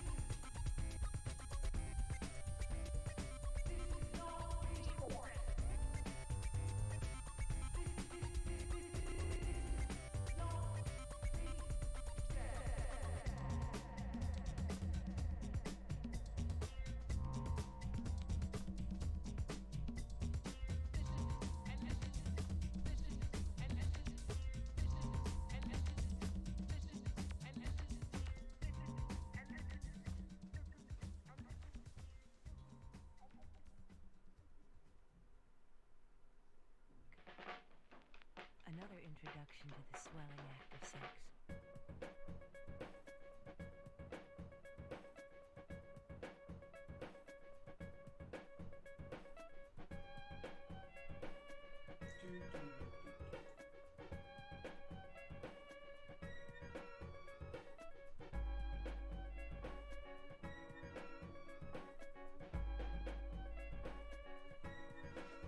All right.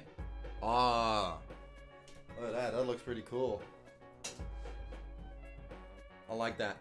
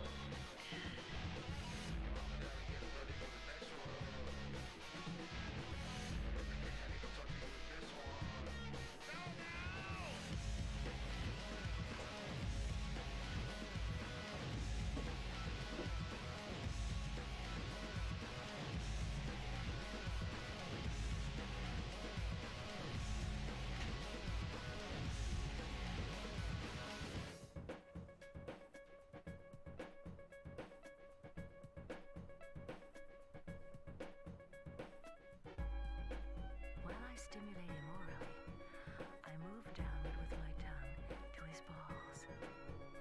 Oh my. The testicle is an egg, and I am extremely careful not to crack the shell.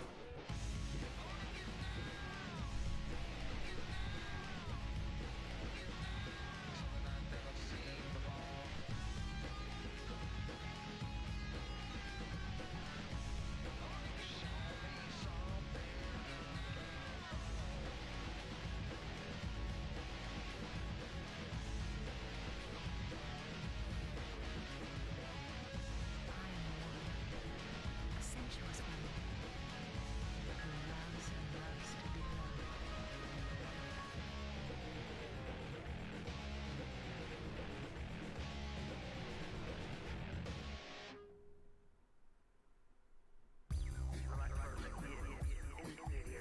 I just want the thing on the. Come on.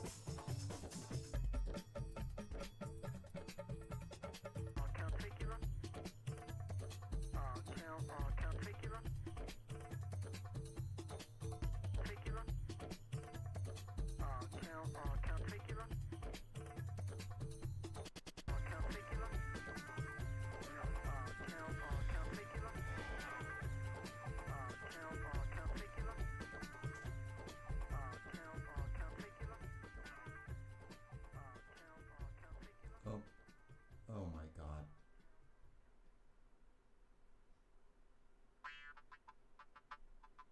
Okay.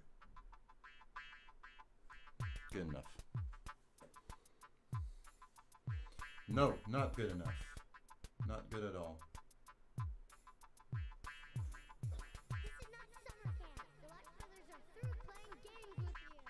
I ask the same question every time the song comes by. If you know who the, if you actually know who the Letch brothers are, you deserve a cookie. You'll have to get your own cookie.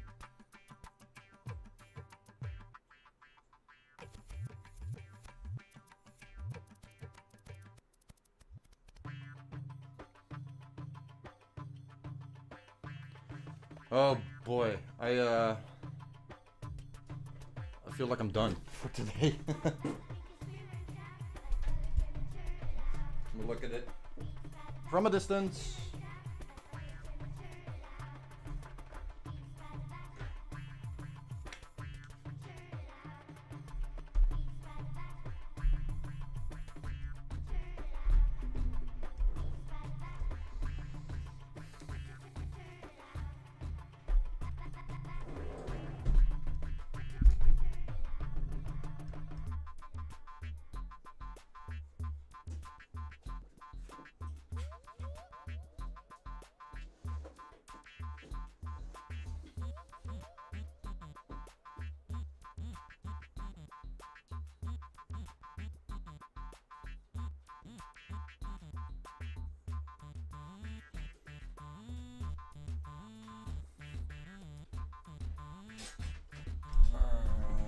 Let me fix that camera.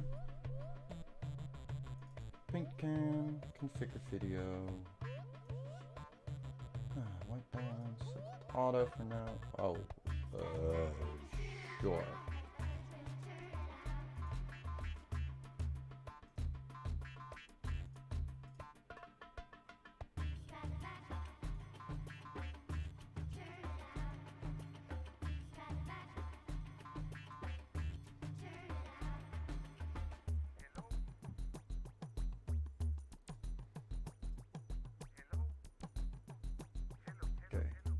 Okay, I think this is good. Well, this is how far we got today. What do you guys think of it? If anyone's still in, I don't know.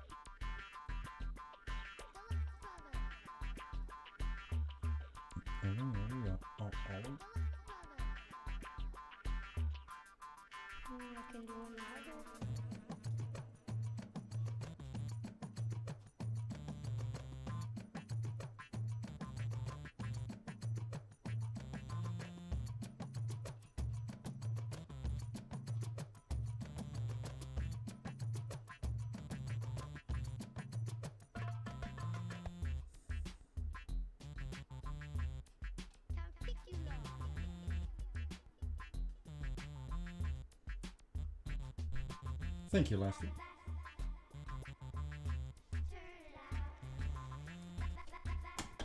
Yeah, this is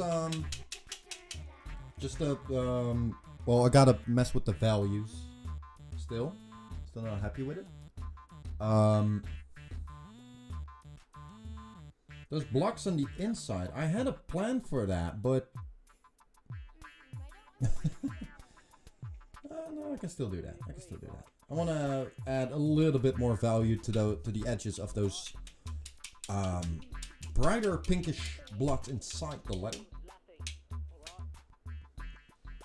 Highlight style.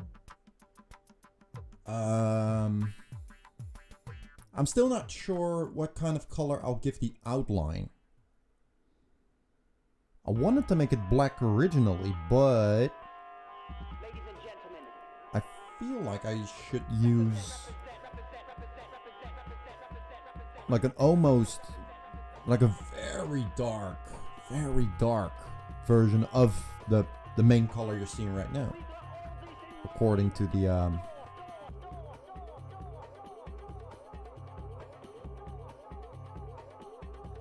light source. Heartbeat. Oh, hot beat. Yeah, okay. Go get a hot beat. Okay.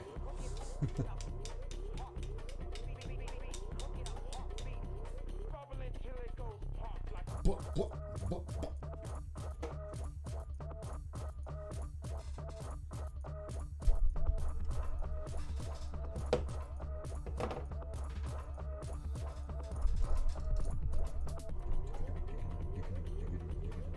Diddly. Dibbity.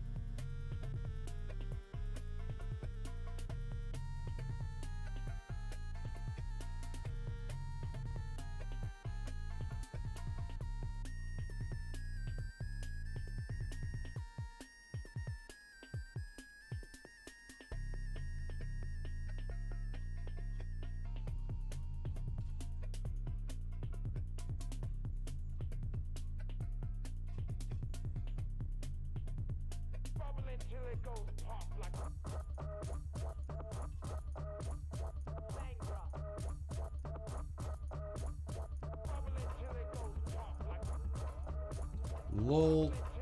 Hey guys, if you use Clip Studio Paint and you have a Nintendo Switch, you can use the Joy-Cons for shortcuts. How cool is that? That's so cool.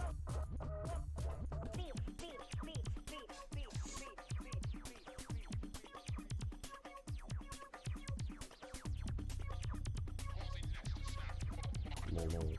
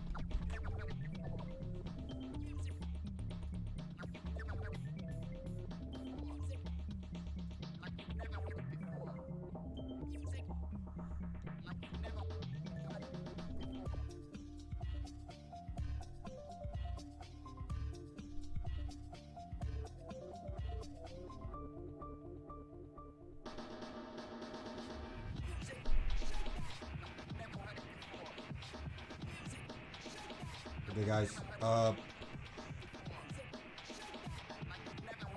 according to the numbers I'm seeing, virtually no one is here. That's fine, that's fine. I had fun, sort of. Today was kind of frustrating. It was a little bit frustrating. I couldn't get the paint to behave the way I wanted it to. Yeah, that's just frustrating, you know? That's fine, it's part of the deal. I reckon. So it's good. I'm gonna host or raid whatever Trash Tunes. Say hi to him for me. He's really cool.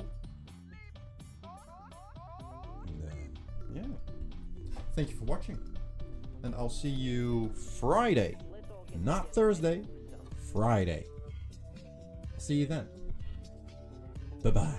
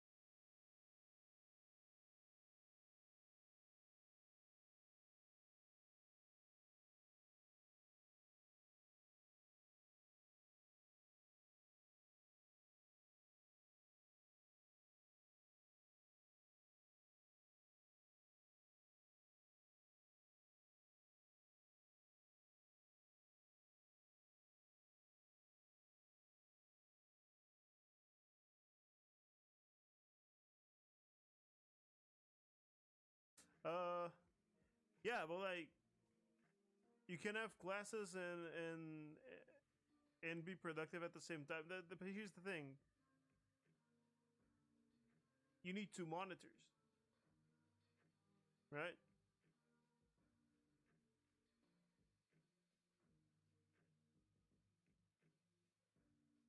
Because like otherwise, how are you gonna be?